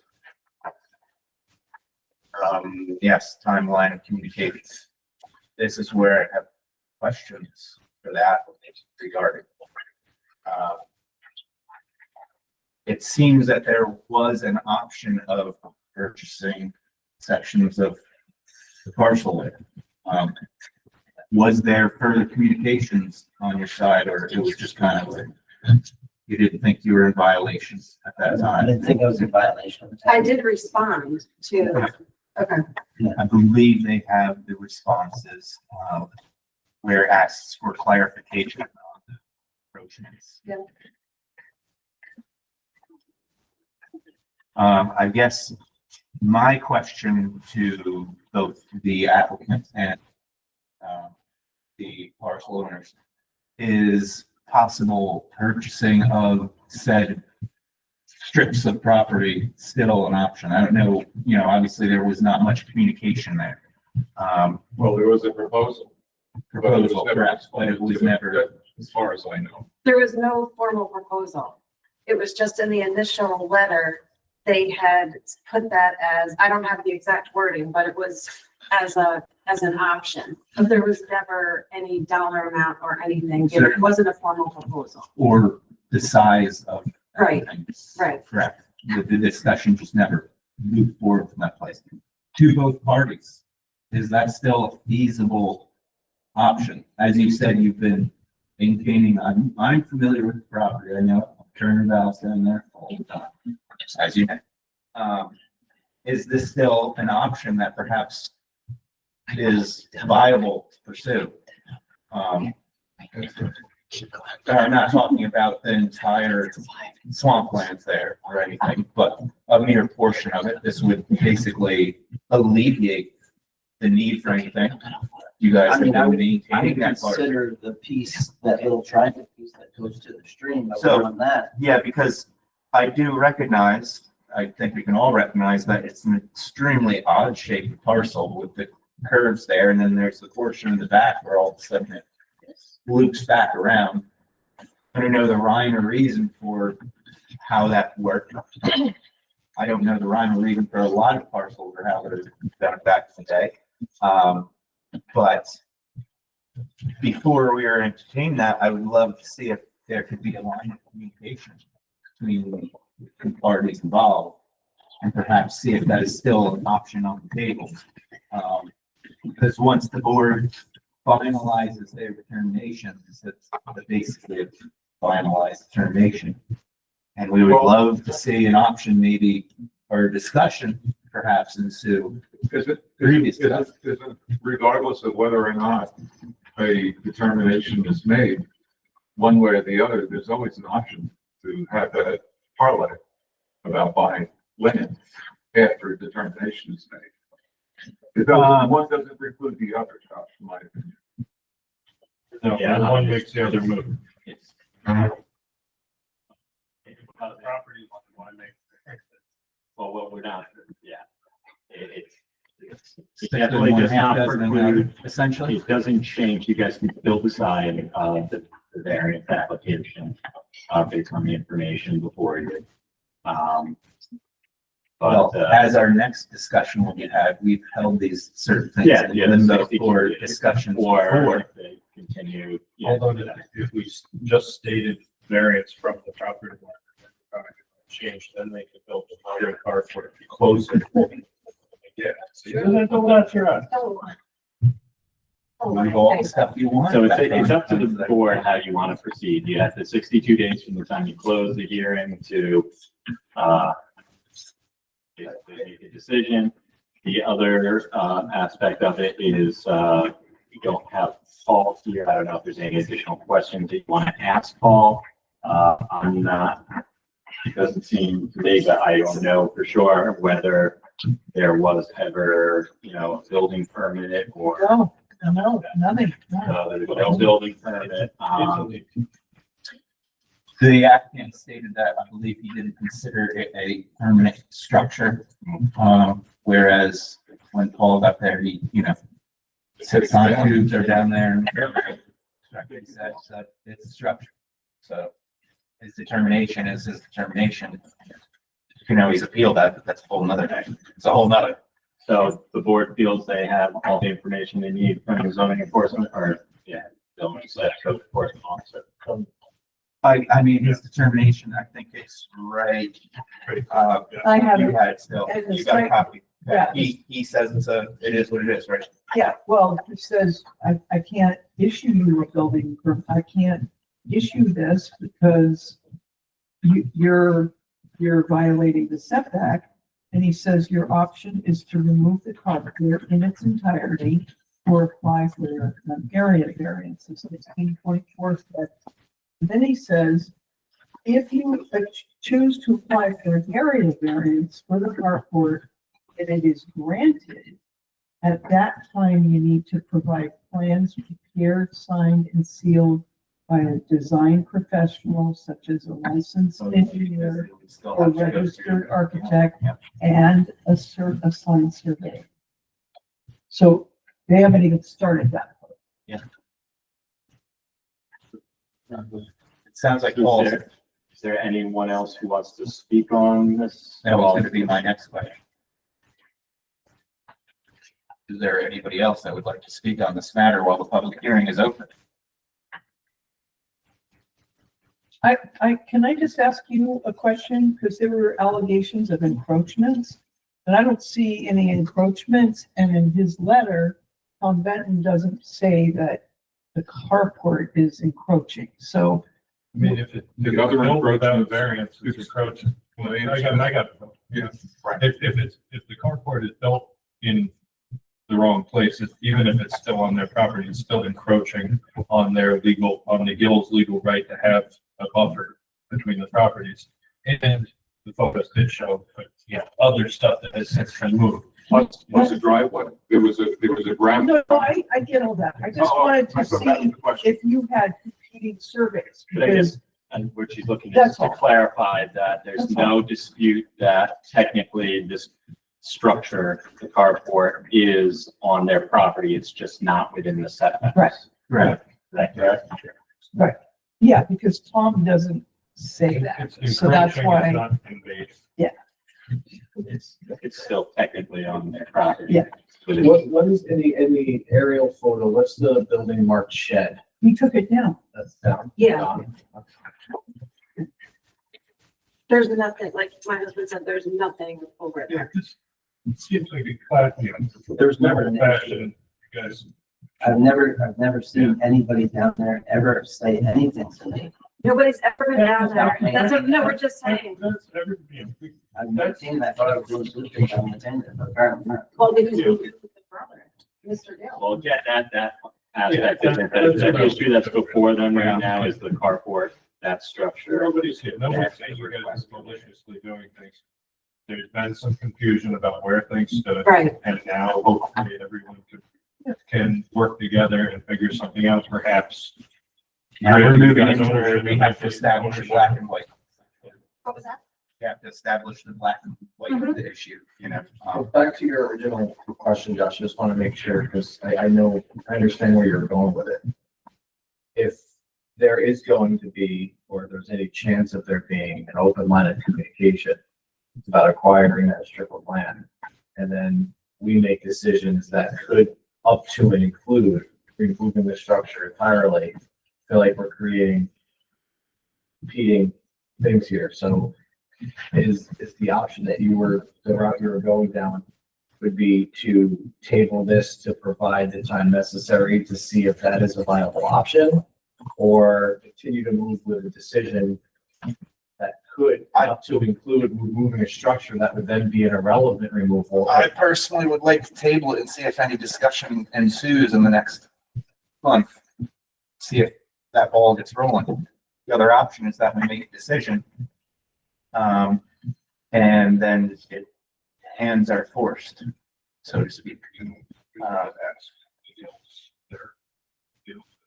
So again, right now the public hearing is still open. Yes. You guys can have further discussion amongst the board as to a motion, whether you feel it's necessary to table the decision or to make a decision tonight.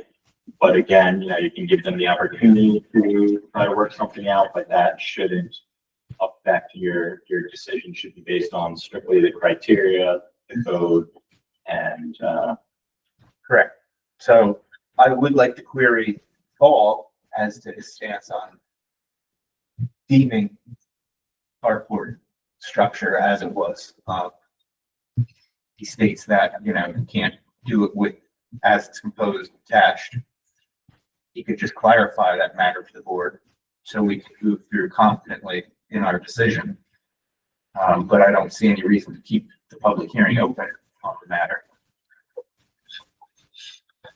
Was the discussion amongst the board. they're gonna have a motion to close the public hearing then, or?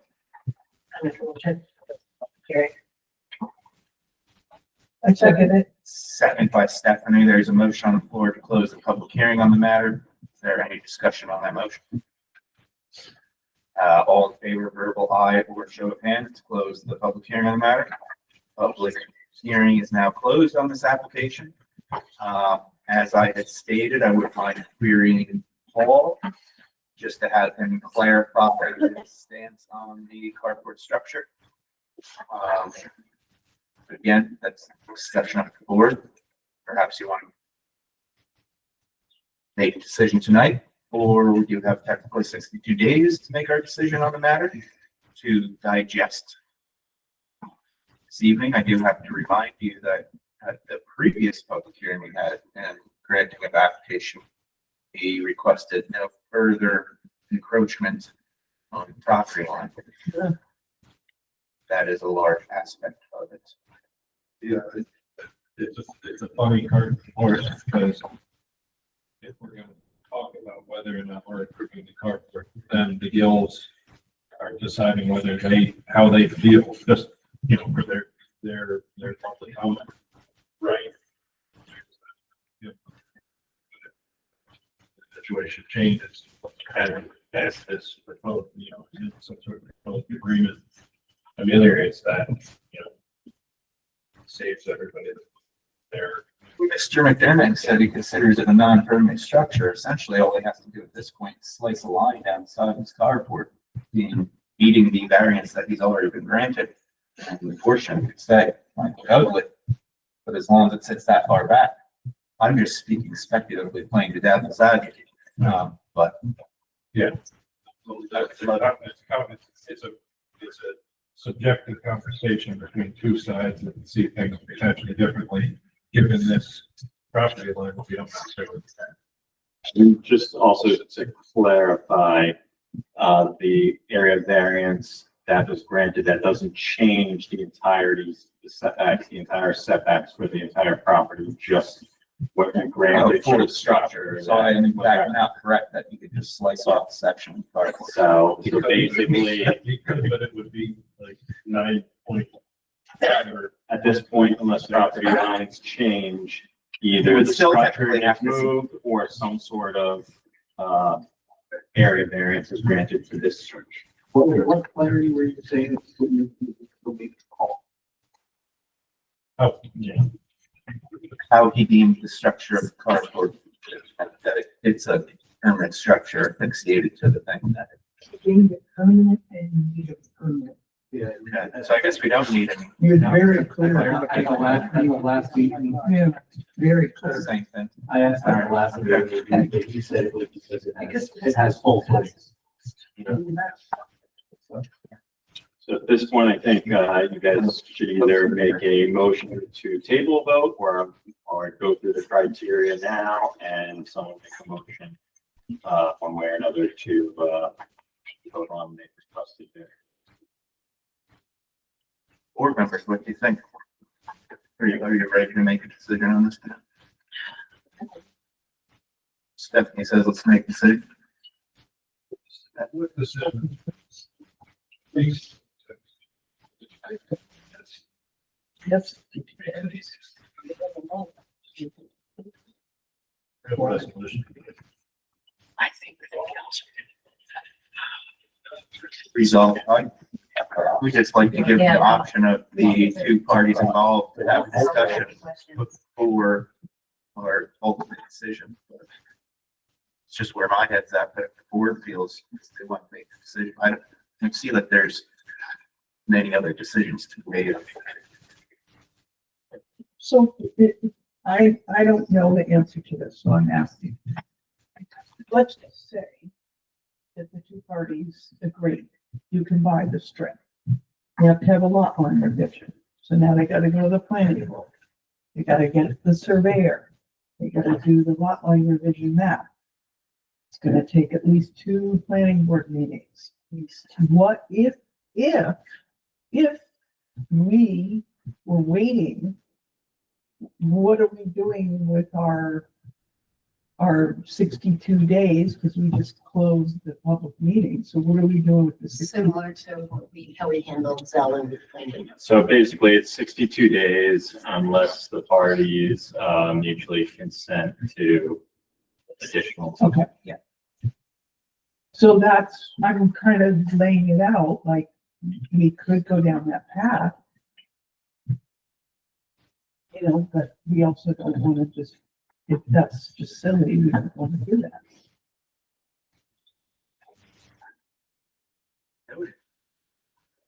I'm fine tabling for this for if the parties want to have that opportunity to discuss. it. I don't think there's a harm in that.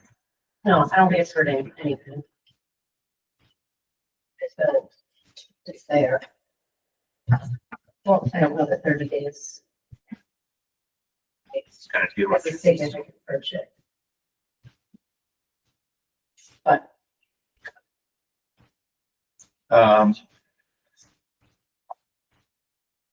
what's that? what was that? I said, you want to know if the bills agree with that. Well, that's, Right. Tabling the we're decision. tabling it so they can sort that out amongst themselves. I think they've already made that, proposal at one point. and it didn't fly anywhere.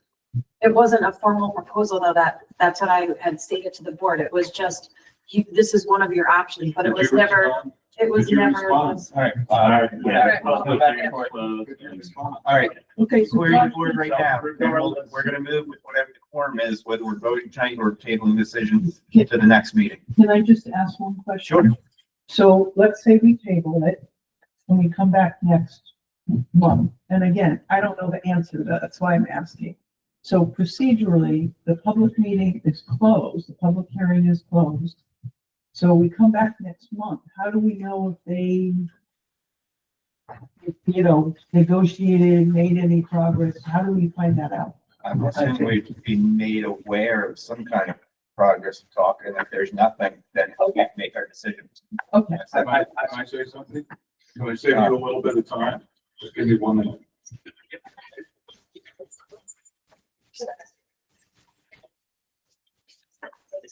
Well, Should we get the other? this is like, yeah, we could do this. Yeah, okay, right now, listen, what do you want to make a decision tonight, or you want to table? I think I'm prepared to make a decision, but I think we talked into table. Stephanie, you're right, you want to make the decision, I bet, right? I do, but I don't want to be harsh. So if there's any potential. If I can save you the time. Yep. That was rescinded. There's not going to be a deal. Okay, so we're gonna make the decision. All right. That's it. Well, here's where we run through the considerations. A, will an undesirable change be produced in the character of the neighborhood or a detriment to nearby properties created by the granting of the area variance? Yes. It's encroaching upon the variance that we already granted, that we said there'll be no further. B, will the benefits sought by the applicant be achieved by some method feasible for the applicant to pursue other than an area variance? Well, that's no, they need an area variance for the construction of the carport, as stated, attached to the current structure. C, will the And can we get discussion amongst the boards that everyone can kind of provide their opinions? That last one, Josh, is benefit be sought by the applicant be achieved by some method feasible for the applicant pursue other than the variance? Would the feasible be the Purchasing of additional bill. But it's off the table. the feasible, would the other feasible in this scenario be the advice of option A or option B from our building inspector, which was removing the structure? Oh, yeah, sure. Heck, yeah. Seconds, but that's not nice for them. But it's. Yeah, it's feasible. Yeah. Correct. Yeah. When you're talking about this as attached to Yeah. the garage that was proposed. So you are correct in it. Yep. Or have any further discussion on that matter? C, will the requested area variance be substantial? Being that it is encroaching further onto the parcel line than already developed garage, which required an area variance, is moving into probably a more substantial request than the previous one. Any discussion on that matter? You could also consider the total setback required is 20 feet, this is a 16.46 foot variance request. So the numbers, that should be something.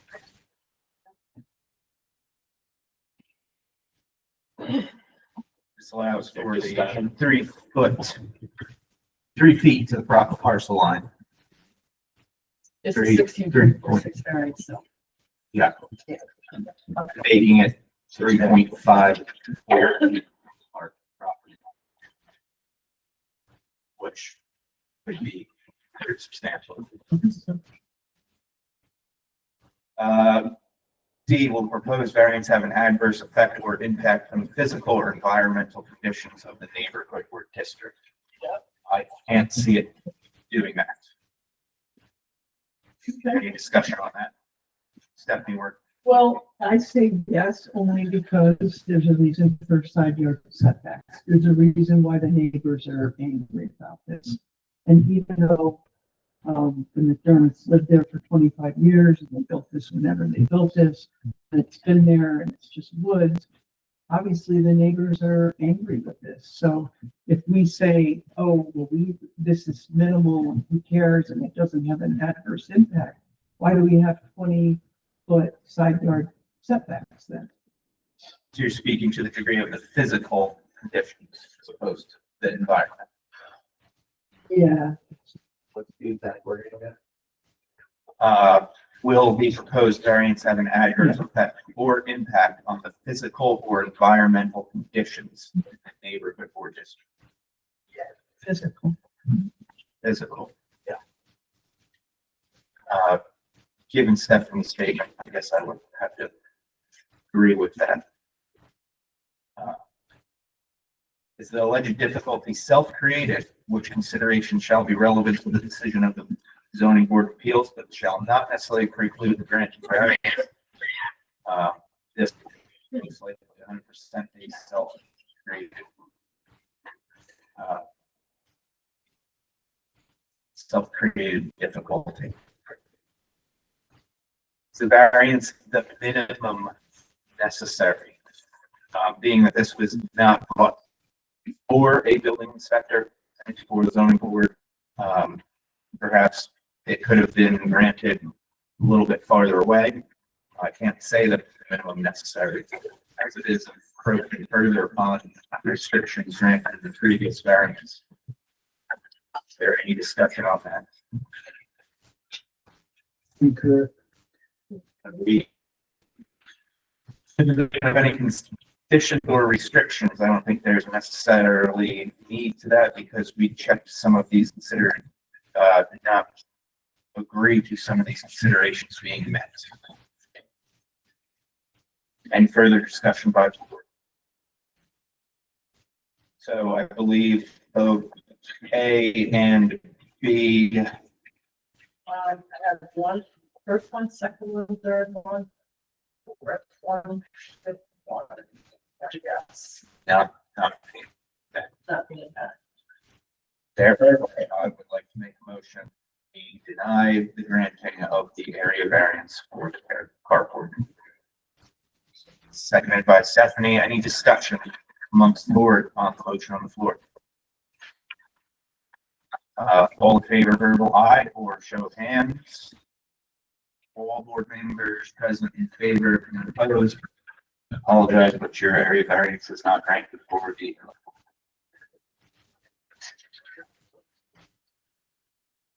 So, board members, we still have one additional item to for us. Sorry, I don't want to. Nobody else got back to me yet on the. Looks like it's still in the works. We are choosing to recognize the fees that were changed on January 3rd. Okay. Did you find out whether or not your tax package? It said you were. Yeah, I got it. No, Yeah, it said what they're they haven't made that. They have not. No. No. You're gonna pay the fees for both of that. The hearing fees, the one side fees, instead of 400. At least the checks back. And then I'll get Writing ready them a to check check. for. Okay.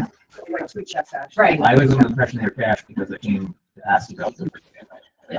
Yeah, I don't know. I'll follow up on that. Okay, so I'll just wait to hear from them then, and then whenever they have it together, We'll certainly take I'll care of come you. down and figure out the checks. And just in instructions, like in lieu of the, just all follow up on that. I think once again, there's gonna have to be some, attorney correct me if I'm wrong, there's a official letter that's filed with County Council. And they sent the. So the secretary should send a letter outlining that this was denied to the clerk. Yeah, I think it's the same. Is that what we do that? Same as an approval. I mean, or- same We'll as- talk about this, we'll talk after the meeting. All right. All right. So there's two matters. The matter that I am only aware is still the Zell Wendy defense. Oh, no, John Brown. John Brown. I'm sorry. Patiently Oh. sitting here. And he's got a little boy that needs to go home and go to sleep. Yeah, it does. That paperwork, boy. Precious.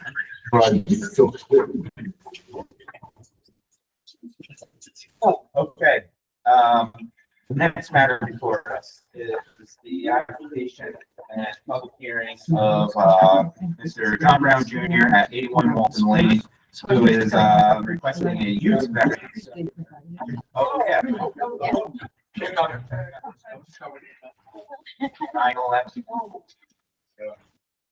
We're going.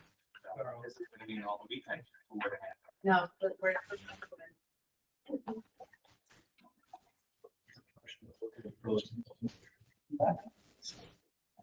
So this is for, as I stated, John Brown Jr. At 81 Walton Lane, requesting a use variance to allow for the placement of a double-wide mobile home on vacant land.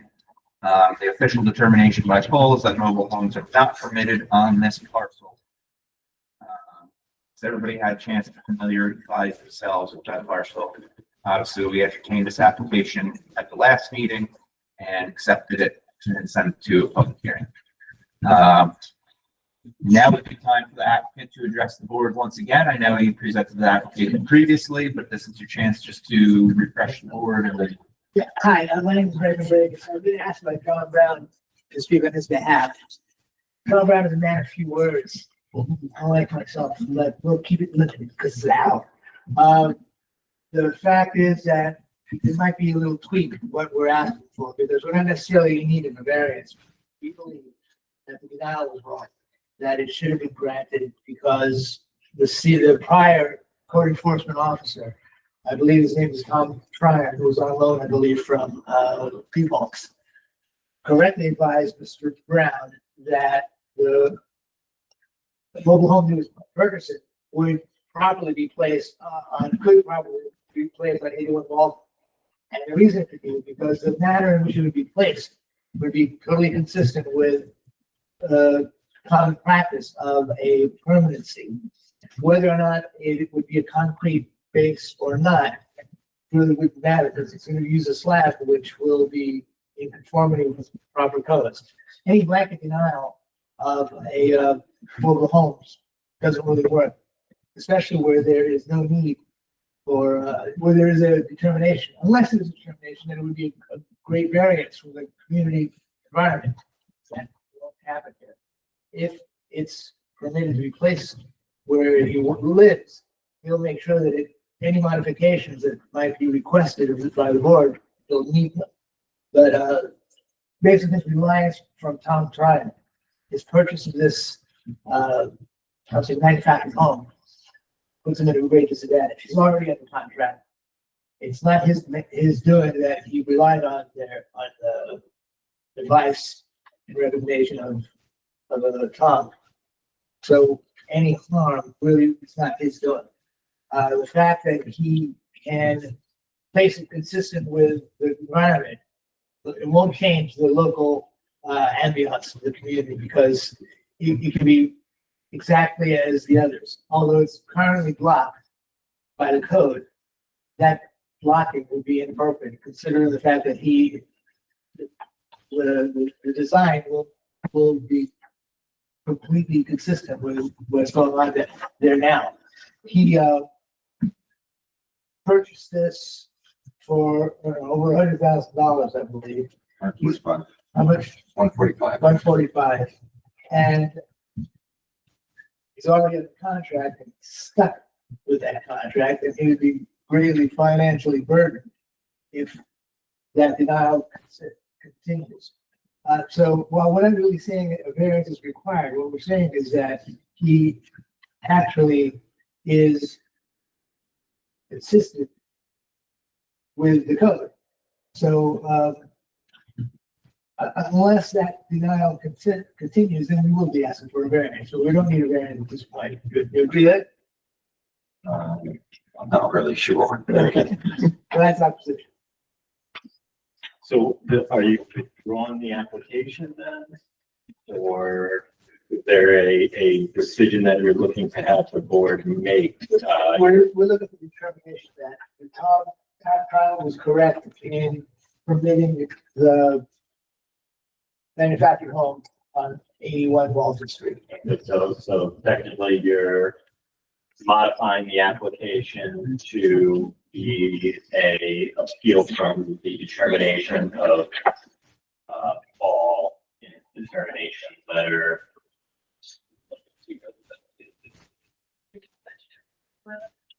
Sure. Dated December 17th. Yeah, 17th, December.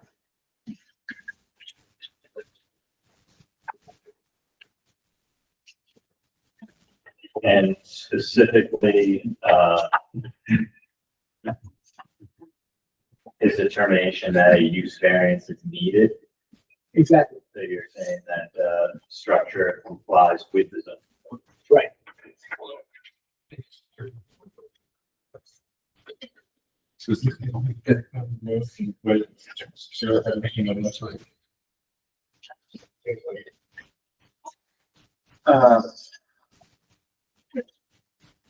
I would love, I've heard through grapevines that there's state code. There's various ways that this can be regarded. And I'm not sure that the enforcement officer has changed his mind or not. I don't think he's changed his mind. But perhaps there are other options. It wasn't clearly described to me. And I was hoping to have him here this evening.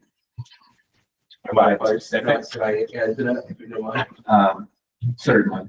My name is Tom Basta. I'm a builder, work for a contracting company. I spoke to Paul about this, I spoke to Tracy. There's a state code that revolves around HUD homes, which is manufactured housing. The code states in that state municipal code, which you should have in front of you, that as long as the building is fastened as any other house would be fastened to some sort of foundation, that there's no position for the town to make a position that they cannot build that within any kind of zoning. Typically in the past, people would just roll a double wide in on gravel and park it there and lock it up some blocks and call it a day. That's no longer even a viable option because the companies who are selling them these days understand the fact that people have to conform to code. So the code states in there that they have to be on a full slab with conforming to an engineered structured slab with tie downs for every other in specific locations done by an engineer, stamped by an engineer of the state that states that that is a fastened structure as any other structure would be fastened on a foundation. Therefore, there's no longer need for that double wide as far as the town is considered or manufactured home as far as the town is considered code because it's now complying to any other structural house that would be put in the area. It's a permanency that would be established by the vestment. Just out of curiosity, I don't know if it's completely tied to it, but, how is it fastened? Is it J-bolt, something? Yes, in the concrete, there's chains that come, they're pillars. It has to be raised. It can't be just sitting there. So anything where it's fastened, it can't just sit on the wheel. So they put it under concrete block and there's fastening to each one of them. Within the plan that has been provided to the town within the plan that was sent to the building department was a stamped engineered plan, foundation plan. It has to be followed to the letter. Everything is buried in concrete. The water line now no longer just runs along the side and freezes like everybody else is used to do in a day. It's run underground. It has to be 4 feet, electric line. Everything is up through pipe. All that stuff is to code situation. That is where we're fighting the position of the decision that's been made that there was a variance actually needed. So you're saying if it was like that, there's no variance needed? Correct, because of the state supersede, I would believe, the town code, because the town code was made for what I just said. If somebody wants to roll a double wide in there, put it on a gravel bed, that's all there is. what brought my attention to this is that I had a client of mine call and ask, who do you know that can fasten a double wide to a slab? And I said, I don't understand what you mean. Why is it not fastened? Because I always thought it needed to be fastened. Back in the day, it didn't have to be done. As they're being sold and as they're being inspected, those have to be upgraded to conform to the state code. It's not gonna lift off the ground like, you know, It's not that there's framed skirting that's J-bolted and then attached. It's the There's frame of the chains that structure. run from the structure to the concrete. Correct. So in turn that, because I had to do my due diligence to explain to you, I called the manufacturer of the home. I asked him, I said, why is it that people do not put double wides on full foundations? He said, well, because it costs about $16,000 or $17,000 to make the frame different so that it can be set that way, for one. Two, it takes $10,000 to have a crane come and set it. And three, it doesn't make sense for them to do that when if they wanted a house that's going to sit on full foundation, they would upgrade to a modular.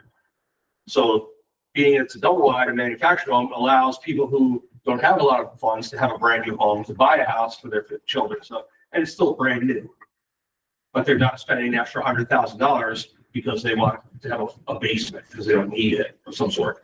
A modular, I set modulars all day long. You cannot set modulars on anything but the full foundation because the way they're set. The cables have to be pulled through, all that type of stuff has to happen. You cannot set a modular on a slab.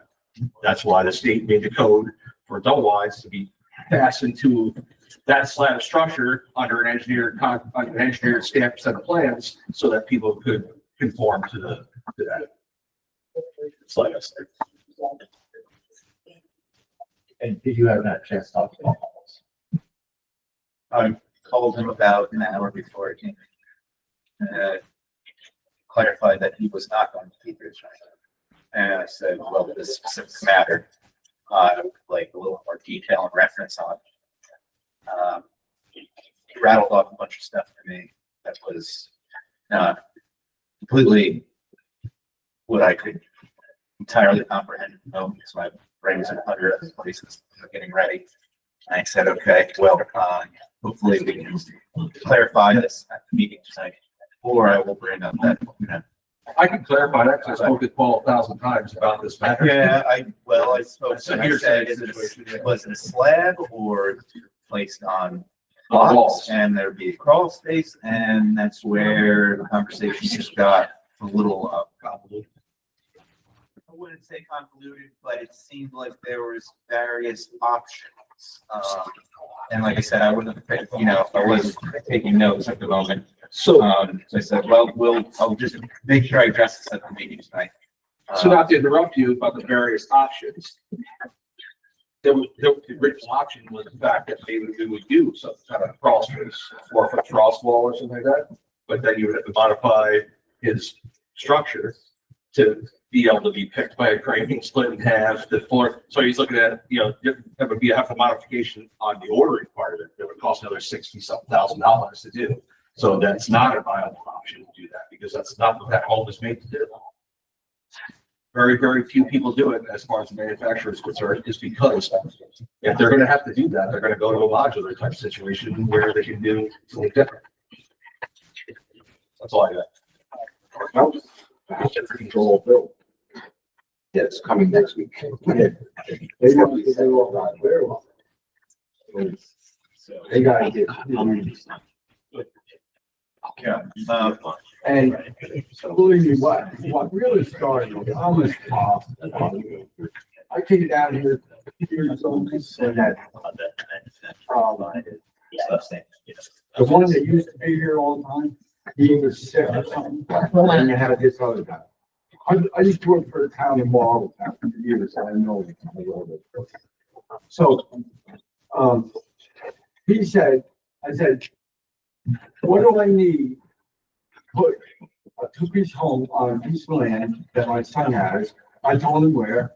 He got a big map out right in the office there. He had a secretary right for the left, and she helped him. Got a big map out, and he went through and said, "You're right here." I showed him. And then you gotta stay so many feet away from the boundaries. Wrote that down. There's a pond there. You gotta stay so many feet away from the pond. And Essentially, you follow suit with what was. what he said, so we wrote it all down, I told him what we're doing, you know, for the two-piece here, and he said, the manufacturer will give you what to build the slab at, you know, because now the manufacturers tell you what to do, so, all right, and then he said, and this is the town code that they want, well, it's not really about saying, you know, they wanted, 16 inches of concrete down the center where the frames are. And that's where the tie downs go. And then it can be, you know, like a monolithic floor, but they put it deeper where the tie down, just for these things. And everything was fine. So in order to do that, a year before is he had to get the finances in line, get the bank in line, get the factory in line before we even started anything. So I couldn't come here with plans until we got the payment of the house, so they can get that started. So you have the plans for the house, and they ain't gonna give you one, you know? And all this had to get in line first earlier, but he said it was all right to do it, so we're gonna do it. And everything came in line, and then when we finally got around to. So just, Who was drawing our application for it? So just to go forward, so it does appear that really this was noticed for a use variance application, so all the property owners for a use variance. So if they're, since they don't need a use variance, that it is, in accordance with what's required, that, you know, it's the use variance applications. Okay, so basically, I'm going to be meeting with the code enforcement officer. Hopefully, everything is clarified. If the code enforcement officer, for whatever reason, stance is still that, for whatever reasons, that this is not allowed in the code, he will put that in a written determination, which is that. I was gonna say, he's gonna put it in a written determination at that point, because I think we're past the point of having Bill appeal whatever determination he made previously. He hasn't put a written determination. He hasn't made a written determination? Well, You don't it have says that he's saying that they require a use. Then- Basically, just that it's, yeah. So, but they're saying whatever the underlying basis for saying that's non-conforming is incorrect. Or not conforming, I mean, that is not within. Say with Gerald, So regardless, you know, if the applicant wanted you to look at a use variance. This has been an extremely confusing one to me from the get-go. And like I said, when I tried to get the clarification on it, didn't get what Roth Salzberg, but I do see now where in this determination letter, it is stating just that you need a use variance. But it's not, well. Yeah, It is basically quoting to 1047. that mobile homes aren't permitted in the R1 district, but that's not exactly correct, and he's already said it's basically. It has So to do yeah, with foundation. well, I get, you guys are withdrawing, but on our side, is it help for us to say the zoning board would request further clarification? Well, we're hoping this does not come back to the zoning board at all. Yeah. Stop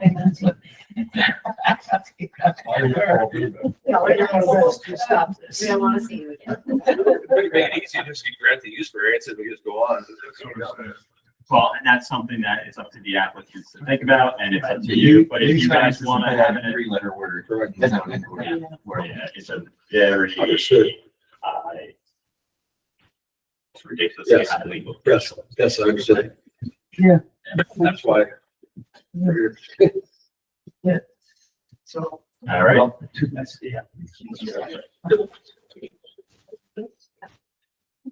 I think they say that they're withdrawing an application. Right. In the middle of the public hearing that I may. or Well, it has not been. See what happens when we get after 9 o'clock. All right. All right, okay, so then, do we have to make a motion to recognize their?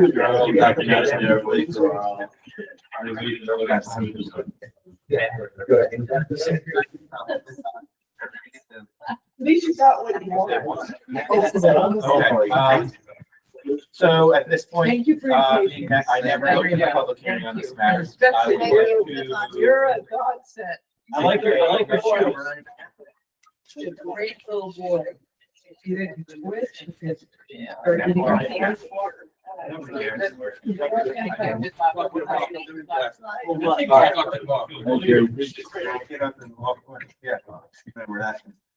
Thank you very much.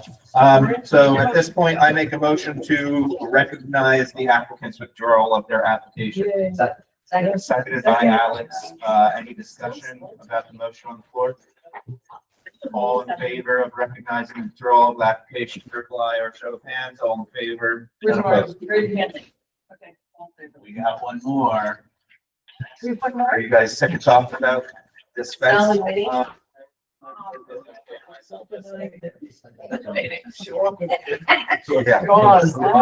It's like, $20 really pays off. One of these days, we'll be back.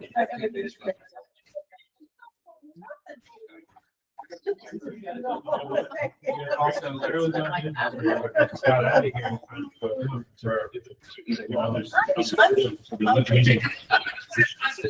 not, the CBA is not going to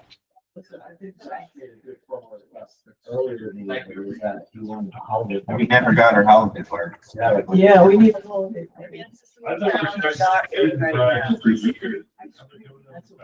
Ice cream.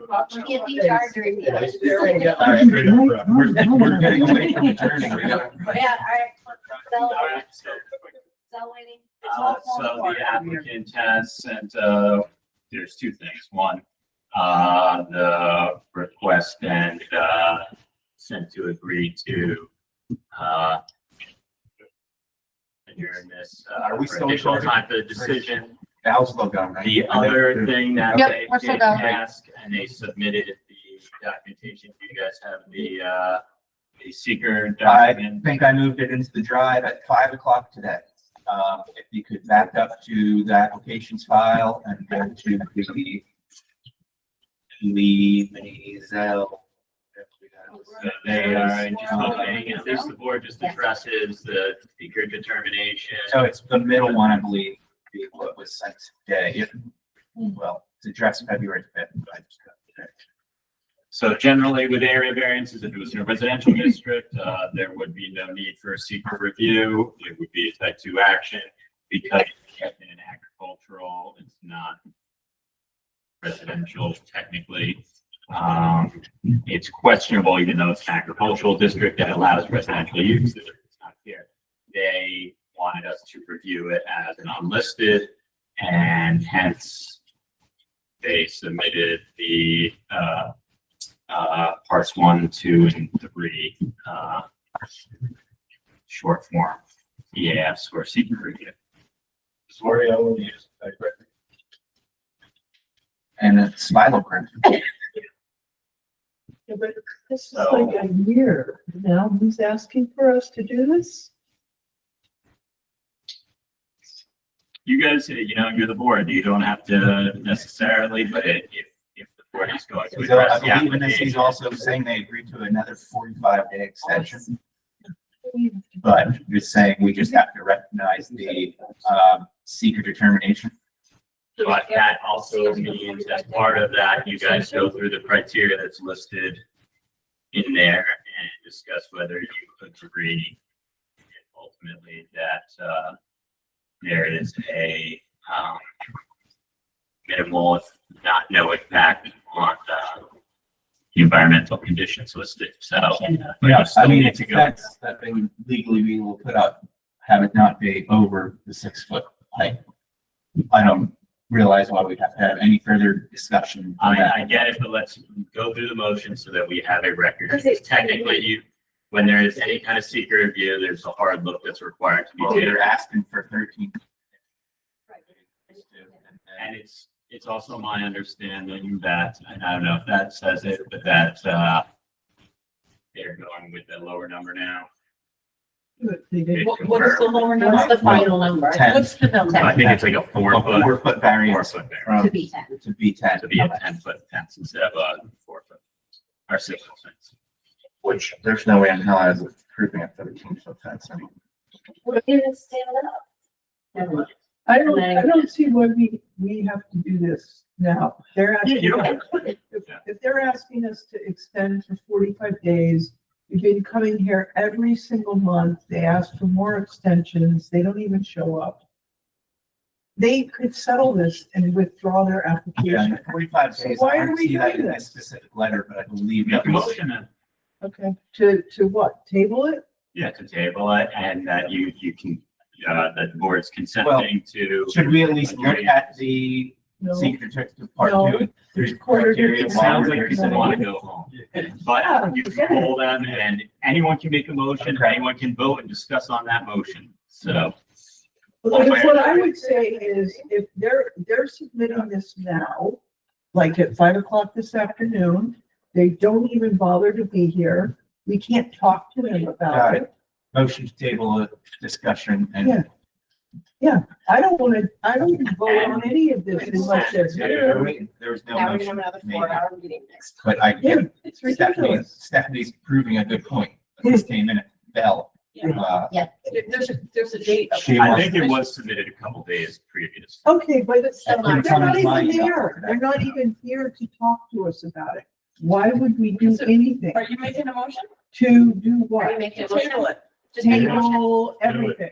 Do it. Do it. Do it. Okay, I make a motion that we table the request to review and decide on their seeker And- application. The second And- consenting to an addition, 45 days to make.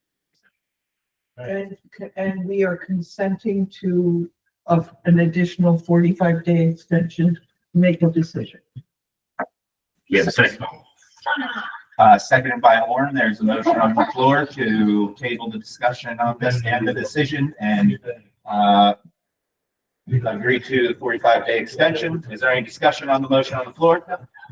All in favor, verbal aye or show of hands? All board members present in favor, none opposed. Discussion, decision, table. 45-day extension recognized. What are they asking us to do? Is there anything further to go for board before Deb wants to remind us all that we didn't do training credits? Yeah, we did. I reviewed the minutes. Did everybody get a chance to see the minutes? No. Okay, I thought. Look at the minutes. Did anybody else see the minutes? I didn't do the last month's minute. Really? Yeah. Then I'll be looking for accessing. It would be under 2025 minutes. Yeah. Okay.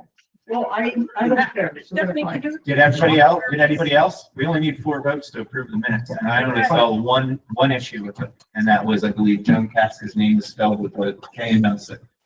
So move to change the spelling of last name and, Well, I wanted to make sure that everybody else saw. I heard it. Each on the third hour. Here are the minutes. Personal privilege. Did everybody, aside from Stephanie, did everybody get a chance to review the minutes? Yes. I read them. Lauren, come back here. Lauren, did you read, did you? I didn't know what did you you were have- doing. yeah, is that it? The marinade. Oh, one. I just had a think of, before. Right, well, you're gonna have to just point you to that. It was just, it was just speaking on the Greaves. Public hearing on Greaves, back up, board heard from members present, and I listed a bunch of names. Right there. That was where you wanted the change? Yeah, that was actually John. But, that was actually, James. James. Don't blame her. Okay, so that, and you said somebody's name was misspelled? I believe so. I technically, I'm pretty sure the name's spelled the same. Where am I going? You're right in the zone here. No, yeah, down. Harry Jones, President Board, members present, Ruth Kent, Charlie Lambert, Appleville, Cookville, Salerno, Joan Casta. I think it's a C. Yeah. CASKA. Not that anybody is going to care. No, that's right, we'll fix it. Should have caught that, I actually. You should buy Albert. Science. I should have caught that. That was my only thing. All right, we'll fix that. And So- Jennifer's with one end, Jennifer Scott. I'd like to make one. Jennifer Scott's one end? To Well, approve the there's minutes. one end Oh, there. it's supposed to be two. Change. So that would probably be my fault. So would it has to be my fault? It doesn't matter. Alex It made a doesn't motion. matter. Motion on the floor. Second. There's a motion. What is the As motion on the amended. floor? There's a motion to approve the minutes as with approved edits. Okay, and a second, And a motion to close the meeting. Yes, we've got to have that. and second is by Karen. Okay. All board members present in favor of approving the minutes with the edits. All board members present in favor, none opposed, or have double hands. Now, motion. Don't forget training, Don't forget training. 4 hours a year. Hold on, And I was working on trying to put some links out for you guys, but I didn't succeed. is the training cumulative? Like if I did 24 hours of training 3 years ago, am I still good? No. No, because I became a real estate agent and all that stuff carried in. I carried I think. so. training from COVID time, and like I did like 13 hours. So I have a No, I can find it. All right, now he's- Jennifer said-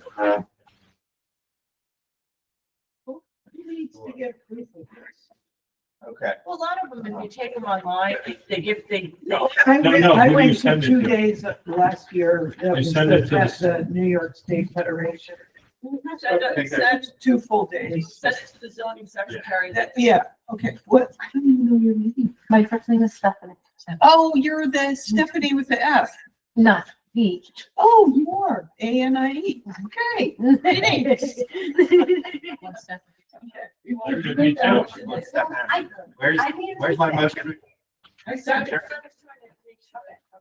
All right, there's a motion on the floor to adjourn the meeting. Who made the motion? I did. Karen. I'll second. Second, Alex already seconded. Okay. All board members in favor of adjourning, favorable aye, show of hands, all board members present in favor, none opposed. We were all completely in favor on every single vote, guys. Congratulations. Meeting's over. Run for your lives. Karaoke is the ticket.